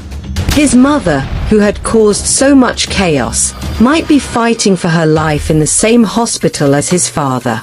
Torn between hatred and an instinctive need to care, Martin looked to Mr. Johnson, who was already asking the doctor if they could see the woman. As they walked down the cold hospital corridor, the tension was thick, almost unbearable. Finally, they entered the room where the unidentified woman lay. Her face was bruised, her body fragile, and as they drew closer, there was no mistaking it. This was Eno. The dimly lit room held an air of sorrow. There, lying almost unrecognizable under a thin hospital sheet, was Eno. Cuts and bruises covered her once elegant face, her body looked frail, and her breath was shallow. Her once proud and determined demeanor was replaced by vulnerability that shocked them all. Martin's face crumbled as he took in the sight of his mother lying helplessly on the sterile hospital bed. Her once vibrant face was bruised and pale, a shadow of the fierce woman he had known. His hands trembled as he took a hesitant step forward, the sterile, antiseptic scent filling his nostrils. His mind spun with memories, the recent chaos merging with softer moments from years past. Eno, despite everything, was still the woman who had wiped away his childhood tears, the one who had held him close when he was scared, even if her love had been tangled in control and darkness. A single tear slipped down his cheek. His heart felt too heavy for his chest. Despite all Eno had done, despite the choices that had led them here, some part of him couldn't harden his heart completely against her. She was still his mother, the woman who had raised him, even if it had been a twisted version of love. He reached out a trembling hand, almost afraid to touch her, his fingers hovering over hers before he let them settle lightly on her skin, feeling the faint warmth there, as if searching for a sign that she could still be saved. His voice cracked as he turned to the doctor, who stood nearby with a quiet, sympathetic expression. Will she survive?" The doctor's gaze softened, but there was a gravity there too, a hard truth he couldn't disguise. "She's lost a lot of blood, and her injuries are extensive. If she receives a blood transfusion soon, there's a chance she could make it. But it's a fragile chance." Without a donor, he hesitated, glancing at Eno's pale face. "I'm afraid she won't last much longer." Martin's shoulders sagged under the weight of the words. He looked back at her, his face crumbling again as he fought to reconcile the conflicting emotions. Anger, betrayal, a sense of justice, and, somewhere beneath it all, a child's sorrow. He had dreamed of seeing her pay for her actions, but he had never pictured it like this, never imagined this moment would fill him with such turmoil. In his heart, he'd thought he could hate her without reserve, but now, seeing her so fragile, the anger seemed to dissolve into a pool of confusion and hurt. He whispered, his voice barely above a breath, "Will she make it?" It was a question that didn't only seek a medical answer. It was as if he was pleading for some sense of absolution, a way to reconcile everything she'd done. The doctor's sigh was heavy, a mirror to Martin's own despair. He placed a gentle hand on Martin's shoulder, and Martin could feel the weight of the doctor's empathy, as if he, too, felt the anguish radiating from the young boy. With the right transfusion, she has a fighting chance. But without it, the doctor's voice trailed off, but the words lingered in the sterile air. Kaya stood back, observing the scene with a conflicted heart. His emotions swirled with a powerful intensity he could barely keep at bay. Every fiber of his being screamed for justice, yet seeing Martin's tear-streaked face, his quiet devastation, brought a painful ache to his chest. He longed to reach out and comfort his brother, but the wounds Eno had inflicted still ran too deep. The memories of Eno's betrayal flashed through Kaya's mind. She had left him to fend for himself, abandoned him in a crowded marketplace, discarded him as if he had been nothing. Her betrayal had carved out parts of his soul, but standing there, he felt the fragile thread of compassion tugging at his heart. He knew how much pain Martin was feeling, and that was something he couldn't ignore. He took a steadying breath and turned to the doctor. "What about my father? Does he still need a transfusion?" The doctor gave a small nod. "Yes, both are in critical condition, and both need compatible blood." The doctor's eyes shifted between the two young men, understanding the heaviness of the decision they faced. Kaya's gaze drifted to Kweku's room, his heart pounding with a sudden clarity. Kweku, the man who had given him a sense of family, who had shown him kindness despite Eno's attempts to keep him away, needed him now. Kaya's resolve strengthened as he looked back at the doctor, the choice crystallizing in his mind. "Then I'll donate for Kweku." He thought to himself first, took a deep breath, then made his choice. "I'll donate for Kweku." As Kaya moved to prepare for his father's transfusion, Mr. Johnson placed a reassuring hand on his shoulder, his face a mixture of sorrow and understanding. "You're doing the right thing," he murmured, his gaze shifting to Eno's frail form. A small but meaningful smile broke across the doctor's face, a glimmer of hope in a sea of despair. The doctor motioned to Kaya, guiding him toward the donation area to begin preparations. As Kaya walked, he felt the weight of the decision settle in his chest. It was a sacrifice he was willing to make, for his father who thought he had died long ago in the storm, who had just asked for his forgiveness and given him hope to be there for him, his own flesh and blood. Just as Kaya was about to step into the room, Martin's voice stopped him. "Can I give blood for my mother?" His voice was quiet, but there was a fierce determination in his gaze. He had made peace with his own anger and was willing to do what he could, no matter what she had done. The doctor's expression softened as he looked at Martin, and he gently shook his head. "You're still too weak, son. Your body is still recovering, and you don't have the strength to give a donation yet." Martin's face fell, his shoulders slumping under the weight of yet another reminder of his vulnerability. He swallowed hard, his gaze fixed on Eno, and an ache of helplessness settled over him. His mother lay there, and despite all the hurt and betrayal, he still felt a deep sadness for her, a lingering tenderness that only a child could feel. Then, Mr. Johnson stepped forward, a mix of resignation and compassion evident in his weary face. He looked at Martin, his eyes filled with understanding. "I'll donate for Eno," he said softly. The words were simple, but they carried a weight of empathy, a sense of closure he had been seeking. Despite everything she's done, she deserves a chance to face the consequences, whatever they may be. Kaya looked at him, a hint of respect flickering in his eyes. Mr. Johnson patted his shoulder, silently conveying a fatherly strength that he hoped Kaya would carry forward. As Mr. Johnson moved toward the medical area, he turned back one last time, giving Martin a reassuring nod. As Kaya and Mr. Johnson were led away, Martin's heart hammered in his chest.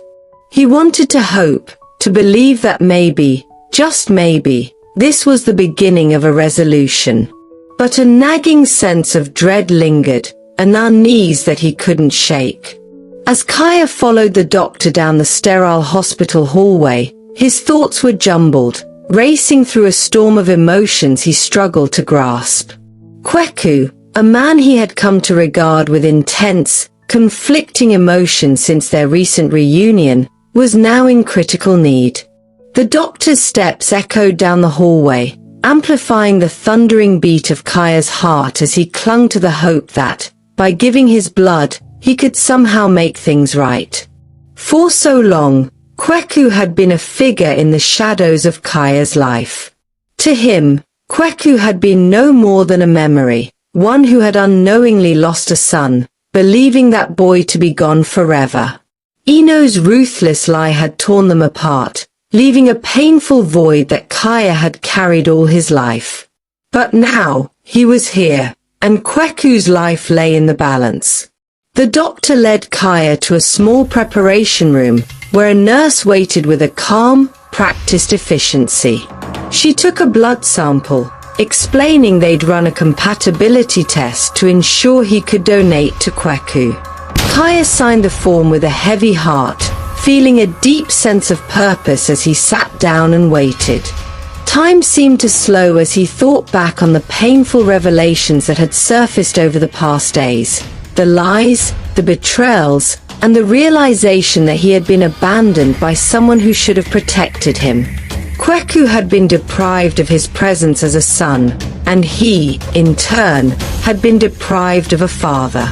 But now, there was a chance to repair, to reconnect, even if only through this single act. The doctor returned after a few moments, his face clouded with an expression that sent a cold chill down Kaya's spine. "Kaya," the doctor began, his voice measured and careful, "I'm afraid we've encountered an unexpected issue with the blood test." Kaya's heart skipped, a sense of unease knotting in his chest. "What do you mean?" he asked, trying to steady his voice. The doctor took a breath. "You're not a compatible match with Kweku. Genetically, your blood doesn't align with his. This means that, medically, you're not related to him." The words hung in the air, striking Kaya with a force that left him breathless. "What are you saying?" he managed to ask, his voice hollow. "Are you saying Kweku isn't my father?" The doctor gave a slight nod, his face filled with sympathy. "That's correct. Biologically, there is no relation between you and Kweku." Kaya felt as though the ground had been pulled from beneath him. His whole life, he had carried the thought that the man he had lost, the man he had longed for, was his father. This revelation shattered that belief, leaving him stranded in a confusion that seemed endless. Memories flashed through his mind, fragments of a life he had pieced together with the hope that somehow, somewhere, Kweku had cared. At that moment, he sensed someone behind him. Turning, he saw Martin standing in the doorway, his young face etched with shock and disbelief. He had heard everything, and the look in his eyes reflected the same sense of confusion that gripped Kaya. "Kaya," Martin's voice was barely a whisper, his face pale. "Does this mean we're not really brothers?" The question tore at Kaya's heart. Despite the truth of the blood test, the bond he shared with Martin was something far deeper than biology could dictate. If you want to know how this story unfolds, don't forget to like, subscribe and write continue in the comment section. Kindly tell us where you are watching us from. "Kaya," Martin's voice was barely a whisper, his face pale. "Does this mean we're not really brothers?" The question tore at Kaya's heart. Despite the truth of the blood test, the bond he shared with Martin was something far deeper than biology could dictate. He stepped forward, placing a hand on Martin's shoulder, his own heart breaking at the pain he saw in his brother's eyes. "No, Martin," he said, his voice steady and filled with resolve. "We may not share blood, but you're my brother. Nothing will ever change that." Martin nodded slowly, the words giving him a glimmer of reassurance. But the shock in his gaze remained, as though he, too, was trying to comprehend the new, fractured reality they found themselves in. The doctor cleared his throat, breaking the heavy silence. "Kaya, I understand that this is difficult. We can arrange for counseling, someone to help you process this. No, Kaya interrupted, his voice firm despite the turmoil swirling within him. Thank you, doctor, but I need to be with my family. The doctor nodded, understanding, and left the room, leaving Kaya and Martin alone in the suffocating stillness. They stared at each other, an unspoken pain hanging between them. Kaya's hand tightened on Martin's shoulder, both brothers drawing strength from one another as they processed the depth of the doctor's revelation. At the same time, across the hospital, Mr. Johnson was in another room, reclined in a chair with an four ready to draw his blood for Eno. He hadn't hesitated to offer his help, even as the weight of her actions pressed heavily on him. Perhaps, he thought, saving her would finally allow justice to take its course. Meanwhile, back in the preparation room, Kaya and Martin sat in silence, each grappling with the news. Martin's young face was lined with confusion and pain, his eyes seeking answers in Kaya's face. Kaya, what happens now? Martin asked, his voice small, the question lingering as though he feared the answer. Kaya's own heart twisted with the uncertainty. He reached out, pulling Martin into a hug, his voice quiet but filled with resolve. We'll find a way, Martin. No matter what, we'll face this together. Kaya and Martin pulled away from each other, their faces filled with both an unspoken bond and a lingering confusion. The revelation had shaken them deeply, but the need to act pressed them forward. Kweku's life hung in the balance, and the question still loomed, who would donate the blood he urgently needed? Just then, a nurse appeared at the doorway. Her face was a mix of urgency and compassion as she addressed them. Kweku's condition is worsening. We need a donor immediately, or I'm afraid he may not survive. Martin's eyes widened in fear. But Kaya isn't a match. Isn't there anyone else? The nurse shook her head. Unfortunately, we haven't been able to find a compatible donor in our database. Without family matches, it can be challenging. But we'll continue to search. Kaya clenched his fists, frustration and helplessness weighing down on him. Is there no one else we can try? He asked, desperation evident in his tone. The nurse hesitated, her gaze sympathetic. We could try requesting donors from surrounding hospitals, but that may take time he might not have. Martin's face crumpled as the gravity of the situation hit him once more. There has to be someone, he murmured, his voice barely a whisper. Kaya's mind raced, trying to process the impossible choice before him. He knew they couldn't let Kweku slip away without trying everything. But the options were running thin. He glanced at Mr. Johnson, who had returned from donating blood for Eno, fatigue evident in his face but his eyes still brimming with determination. Mr. Johnson, Kaya began, a spark of hope forming in his mind. Could there be anyone in your network, friends, colleagues, anyone who might be willing to help? Mr. Johnson paused, considering the idea. He was silent for a moment before nodding. I'll make some calls, Kaya. I'll reach out to anyone who might have a chance of being compatible. But it might take time to get them here. Thank you, Kaya replied, his voice filled with both gratitude and a flicker of relief. As Mr. Johnson stepped out to make his calls, Martin stared down at his hands, frustration evident on his young face. If only there was something we could do right now, he muttered. Kaya placed a hand on his shoulder, feeling the weight of the moment pressed down on them both. We'll keep fighting, Martin. For Kweku. We have to believe something will work. Just then, the doctor re-entered the room, his expression somber. We're doing everything we can to keep Kweku stable, but the clock is ticking. If we don't find a compatible donor soon, we may lose him. The room fell into a tense silence as the words sunk in, each one carrying a chilling finality. With the clock ticking and tension filling the hospital room, Kaya, Martin, and Mr. Johnson stood in a quiet but urgent huddle. Each of them felt a different weight of responsibility, knowing that Kweku's life depended on finding a compatible blood donor, and time was slipping away. Mr. Johnson turned back to Kaya and Martin, his expression resolute. "I've reached out to everyone I know," he began, "but even if we find a match, it'll take time for them to get here. But we have to keep faith that someone will come through for us." Kaya, fighting back the swell of emotions, felt the edges of desperation creeping in. "There has to be something else we can do," he said, his voice strained.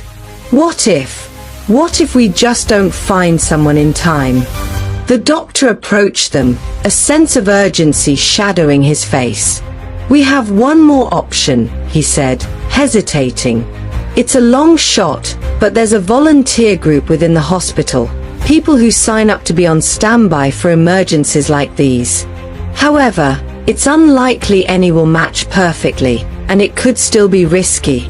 Mr. Johnson's eyes lit up slightly, and he nodded. "Anything is better than waiting for hope to run out. Can we see if any of the volunteers are willing to try?" The doctor nodded, stepping out to make arrangements. Meanwhile, Martin moved closer to Kweku's bedside, his small hand reaching out to touch his father's. His heart ached seeing the man who had always been his foundation lying so vulnerable, so close to slipping away. He looked back at Kaya, and with a voice laced with raw fear, whispered, what if we lose him, Kaya?" Kaya placed a reassuring hand on Martin's shoulder. "We're not giving up, Martin," he said softly. "He's still here, fighting, and so are we. As long as he's fighting, we won't stop fighting for him, either." Just as the words left his mouth, a nurse rushed in with a glimmer of hope. "There's a volunteer who's willing to try," she announced. "He's not a perfect match, but he's close. With Kweku's condition, it might be his best shot." Kaya exchanged a hopeful glance with Mr. Johnson, and they nodded. "Let's do it," Kaya said. The nurse wasted no time, and within moments, the volunteer was prepped, and the transfusion began. The room was filled with a heavy silence, each second stretching painfully long as they waited for signs of change. Martin and Kaya held their breaths, watching as the blood transfusion continued. They had no idea if it would be enough, if this small chance would be enough to pull Kweku back from the brink. As the transfusion continued, Kweku's hand twitched. It was subtle, almost imperceptible, but both Martin and Kaya saw it. Kaya's heart leaped, and he tightened his grip on Martin's shoulder. "Did you see that?" he whispered, barely able to contain his hope. Martin nodded, tears brimming in his eyes. "He moved, Kaya. He moved." They watched as Kweku's breathing seemed to stabilize, the shallow breaths growing slightly stronger. The doctor approached them, offering a cautious smile. "It seems he's responding, but we're not out of the woods yet. This is just the beginning of his recovery."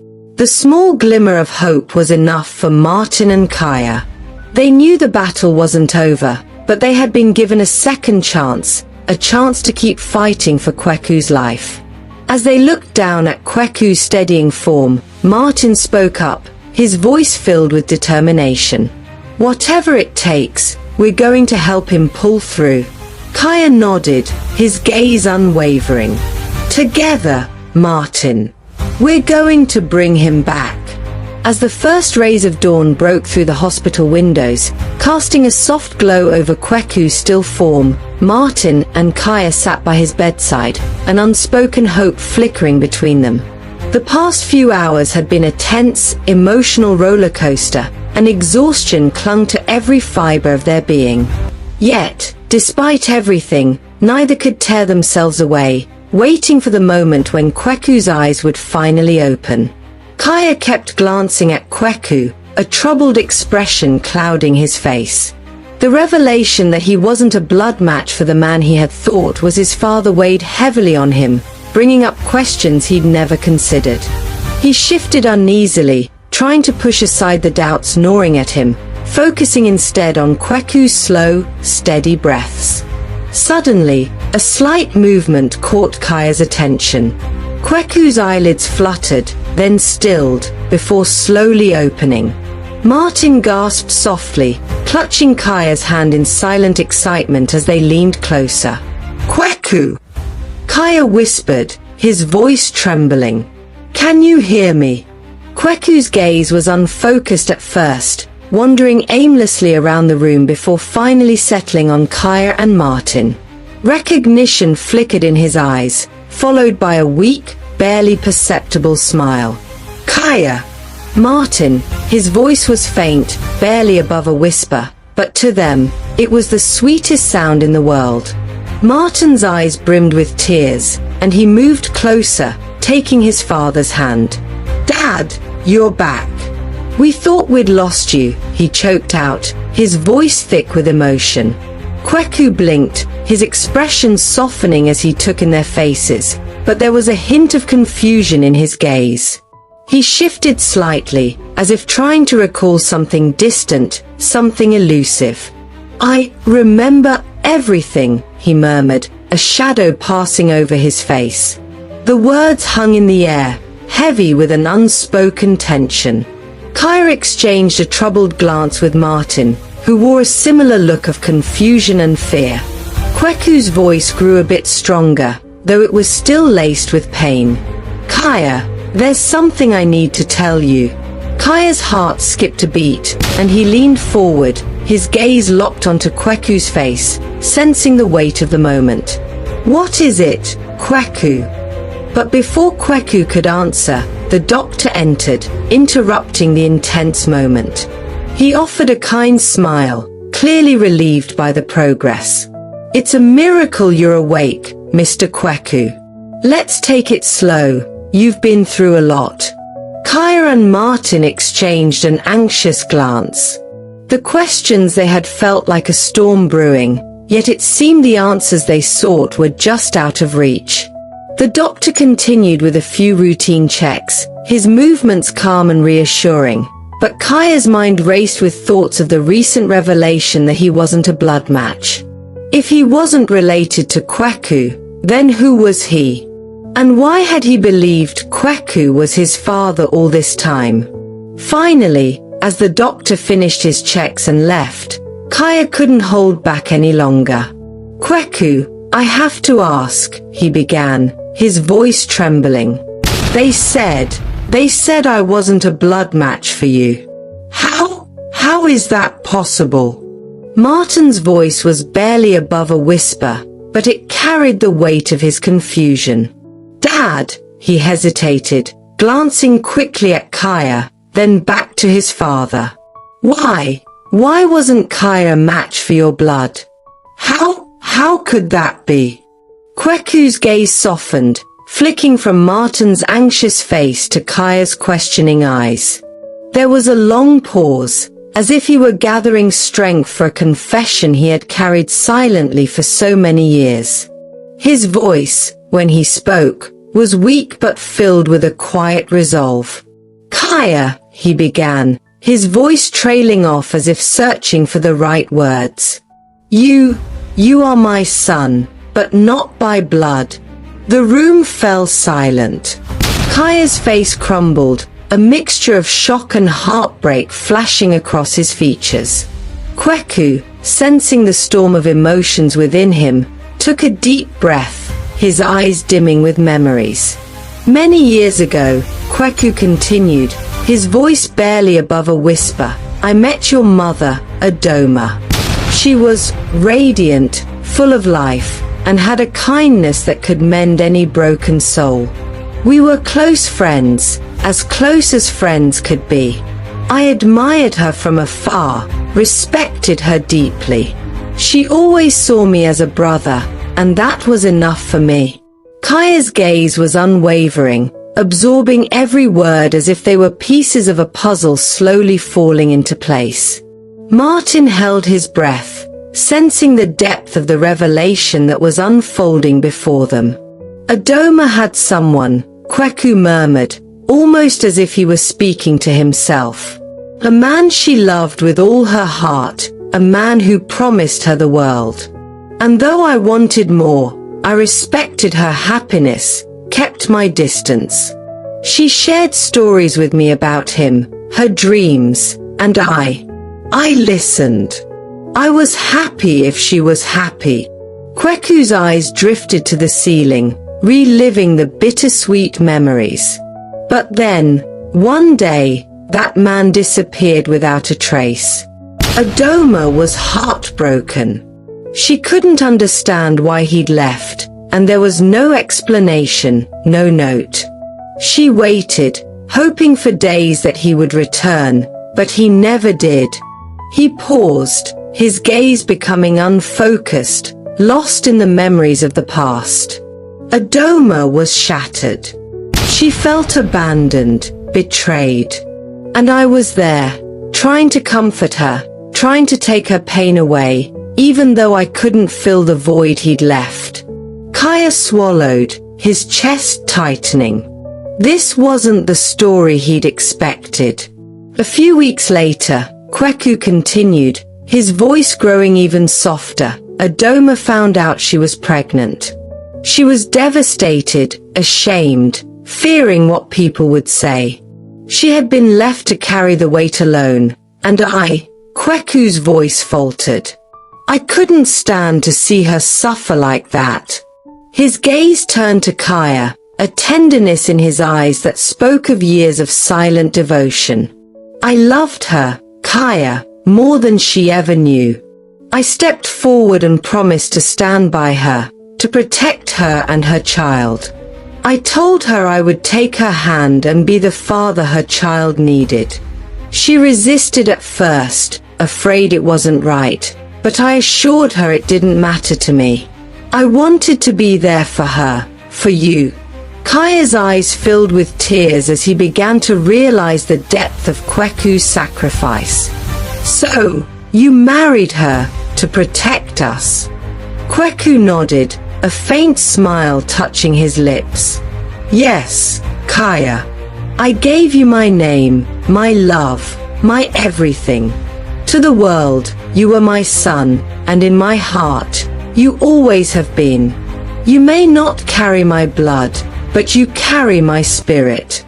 I loved you as my own, because to me, you were. A silence settled in the room, the air thick with the weight of Kweku's confession. Martin glanced from Kaya to Kweku, his own emotions swirling, torn between the tragedy and beauty of the story. Kaya's voice broke as he spoke, tears streaming down his face. And all this time, I thought I was nothing more than. I thought you didn't care. Kweku shook his head, the effort costing him, but his determination was unwavering. You were never nothing, Kaya. You were always my son, and you always will be. As Kweku's words settled in, the weight of years of misunderstanding began to lift from Kaya's shoulders, leaving behind a sense of peace. He moved closer to his father, his hand trembling as he reached out to grasp Kweku's hand. Thank you for everything, Kaya whispered, his voice choked with emotion. Martin wiped away his own tears, feeling a newfound respect and admiration for the man who had raised them, a man who had given so much for love. Mr. Johnson, who had been standing quietly, watching the scene unfold, stepped forward, his face a mixture of sadness and pride. Kweku, you have shown these boys what it means to be a father, even when it wasn't easy. Kweku smiled weakly, his gaze moving to each of them, lingering on Kaya and Martin. Family isn't just blood. It's love, commitment, and the strength to stand by each other, even when the world falls apart. With those words, Kweku's eyes closed once again, his strength waning, but his heart at peace. He needed to rest.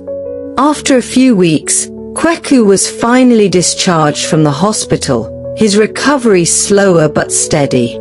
Martin and Kaya rarely left his side, bonded now more than ever. With Eno still in the hospital under police watch, life had shifted into a strange kind of calm, but Kaya's mind was restless, swirling with questions he couldn't shake off. One evening, as they sat together at Kweku's home, Kaya mustered the courage to ask what had been weighing on his heart. "Dad, do you remember my mother's name?" Kaya's voice was tentative, his eyes searching Kweku's face. "Or anything about my real father?" Kweku took a deep breath, his gaze distant as he remembered the past. Her name was Adoma. She was kind, brave, and she was everything good in my life. Kweku looked down, his voice thick with emotion. She used to talk about a boyfriend, a man she loved deeply. They were very serious before he left. Martin and Mr. Johnson listened closely, their curiosity piqued. Kaya's heart pounded. He'd heard his mother's name before, but hearing it now felt different, like he was finally uncovering a missing piece of himself. Mr. Johnson's face grew thoughtful, something flickering in his eyes. He leaned forward, his tone cautious. What was the man's name? Did she ever say? Kweku paused, his expression thoughtful. She used to call him Junior. I don't remember ever hearing his full name, just that nickname. Mr. Johnson's face paled. His hands trembled as he took a deep breath, pieces of a memory clicking together in his mind. Junior. That's what Adoma used to call me. His voice wavered, thick with shock. Years ago, I was dating a woman named Adoma. She was the love of my life. Kaya's and Martin's jaws dropped, eyes wide with disbelief. What are you saying? Kaya's voice was barely above a whisper, his mind racing with the possibility. Mr. Johnson's face was pale, a mixture of disbelief and awe. He reached into his wallet and took out a small, faded photo. I kept this all these years, he said, his voice heavy with emotion, handing the picture to Kweku. Is this the Adoma you knew? Kweku's hands trembled as he took the photo. His breath caught in his throat. There, smiling warmly back at him, was the face of Adoma. He nodded slowly, unable to speak. Kaya took the picture, his eyes filling with tears as he stared at the woman who had given him life. This is my mother, he whispered, the words sinking into his heart like an anchor. Mr. Johnson's eyes misted over. So Adoma was pregnant when I had to leave for America? I did not know that. My father was sick, and I had to leave on an emergency. I tried to reach her before, but it was not possible. So I could not. I promised her in my heart I'd return. But when I came back, she was gone. I looked for her, searched everywhere, but it was like she'd vanished.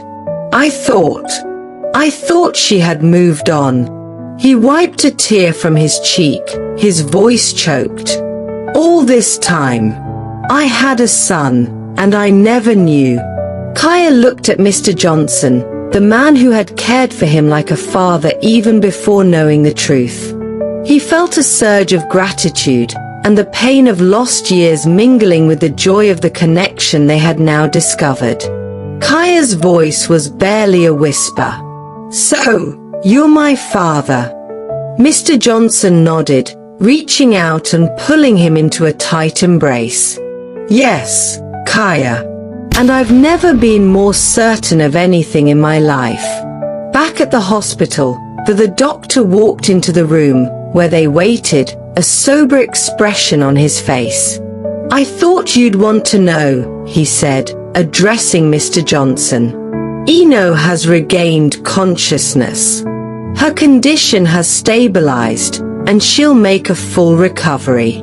The police are waiting to speak with her when she's ready. The weight of the revelation settled heavily in the room. Mr. Johnson's emotions were raw, caught between the joy of finding his son and the lingering pain of Adoma's loss. Martin, watching the scene unfold, turned to his father. What happens to Eno now? Kweku's gaze softened as he looked at his younger son, the boy he had fought to protect. Eno has caused us all so much pain. But she'll have to face justice for what she's done. And maybe, his voice trailed off, the weight of his own history with her evident in his expression. Several days later, after Eno had made a full recovery, Kaya, Martin, Mr. Johnson, and Kweku all gathered in the hospital to face her one final time. Eno, her spirit shattered, looked at each of them, her eyes filled with a mixture of regret and guilt. She managed a weak smile as her gaze fell on Martin. Martin, she whispered, her voice hoarse, I'm so sorry. Martin's face crumpled, tears slipping down his cheeks. Despite everything she had done, he couldn't fully harden his heart against her. Mom, he said, his voice filled with a mix of sorrow and acceptance, I hope you find peace. She turned to Kaya, her voice trembling. I should never have taken what was yours, Kaya. You deserved so much better. I'm sorry. Kaya took a deep breath, his voice steady. You've done terrible things, Eno. But you're right, you took something from me. From all of us. And now, you have to live with it. The police officers entered, signaling that it was time. Eno's face was a mixture of sorrow and resignation as she was led away, leaving the family to heal and rebuild in the wake of her betrayal. As they left the hospital, Mr. Johnson put a comforting arm around Kaya's shoulder, his heart swelling with pride and love. He had found his son, even if it was after years of searching and separation. And though his heart ached for the love he'd lost, he felt a sense of peace. In the following weeks, life slowly began to return to normal. Mr. Johnson took Kaya under his wing, guiding him with the same warmth and love he had shown all those years. Martin and Kaya, now more than just brothers, shared a bond that was unbreakable, forged through the trials they had faced together. Kweku found comfort in the family that had emerged from the ashes, grateful for the life and love he had found. And though there were scars, there was also healing. The family had been fractured, but they were whole once more, stronger than ever. Special thanks to my loyal viewers. I want to take a moment to express my heartfelt gratitude to all of you for your continuous support and engagement with my videos. Your comments mean the world to me. A big shout out to @JustinAjarajabu9710 for being the first to comment and for your enthusiasm. Your excitement keeps me motivated to create more content. Thank you all for being such amazing fans. Sparkling Heart, kindly tell us where you are watching us from.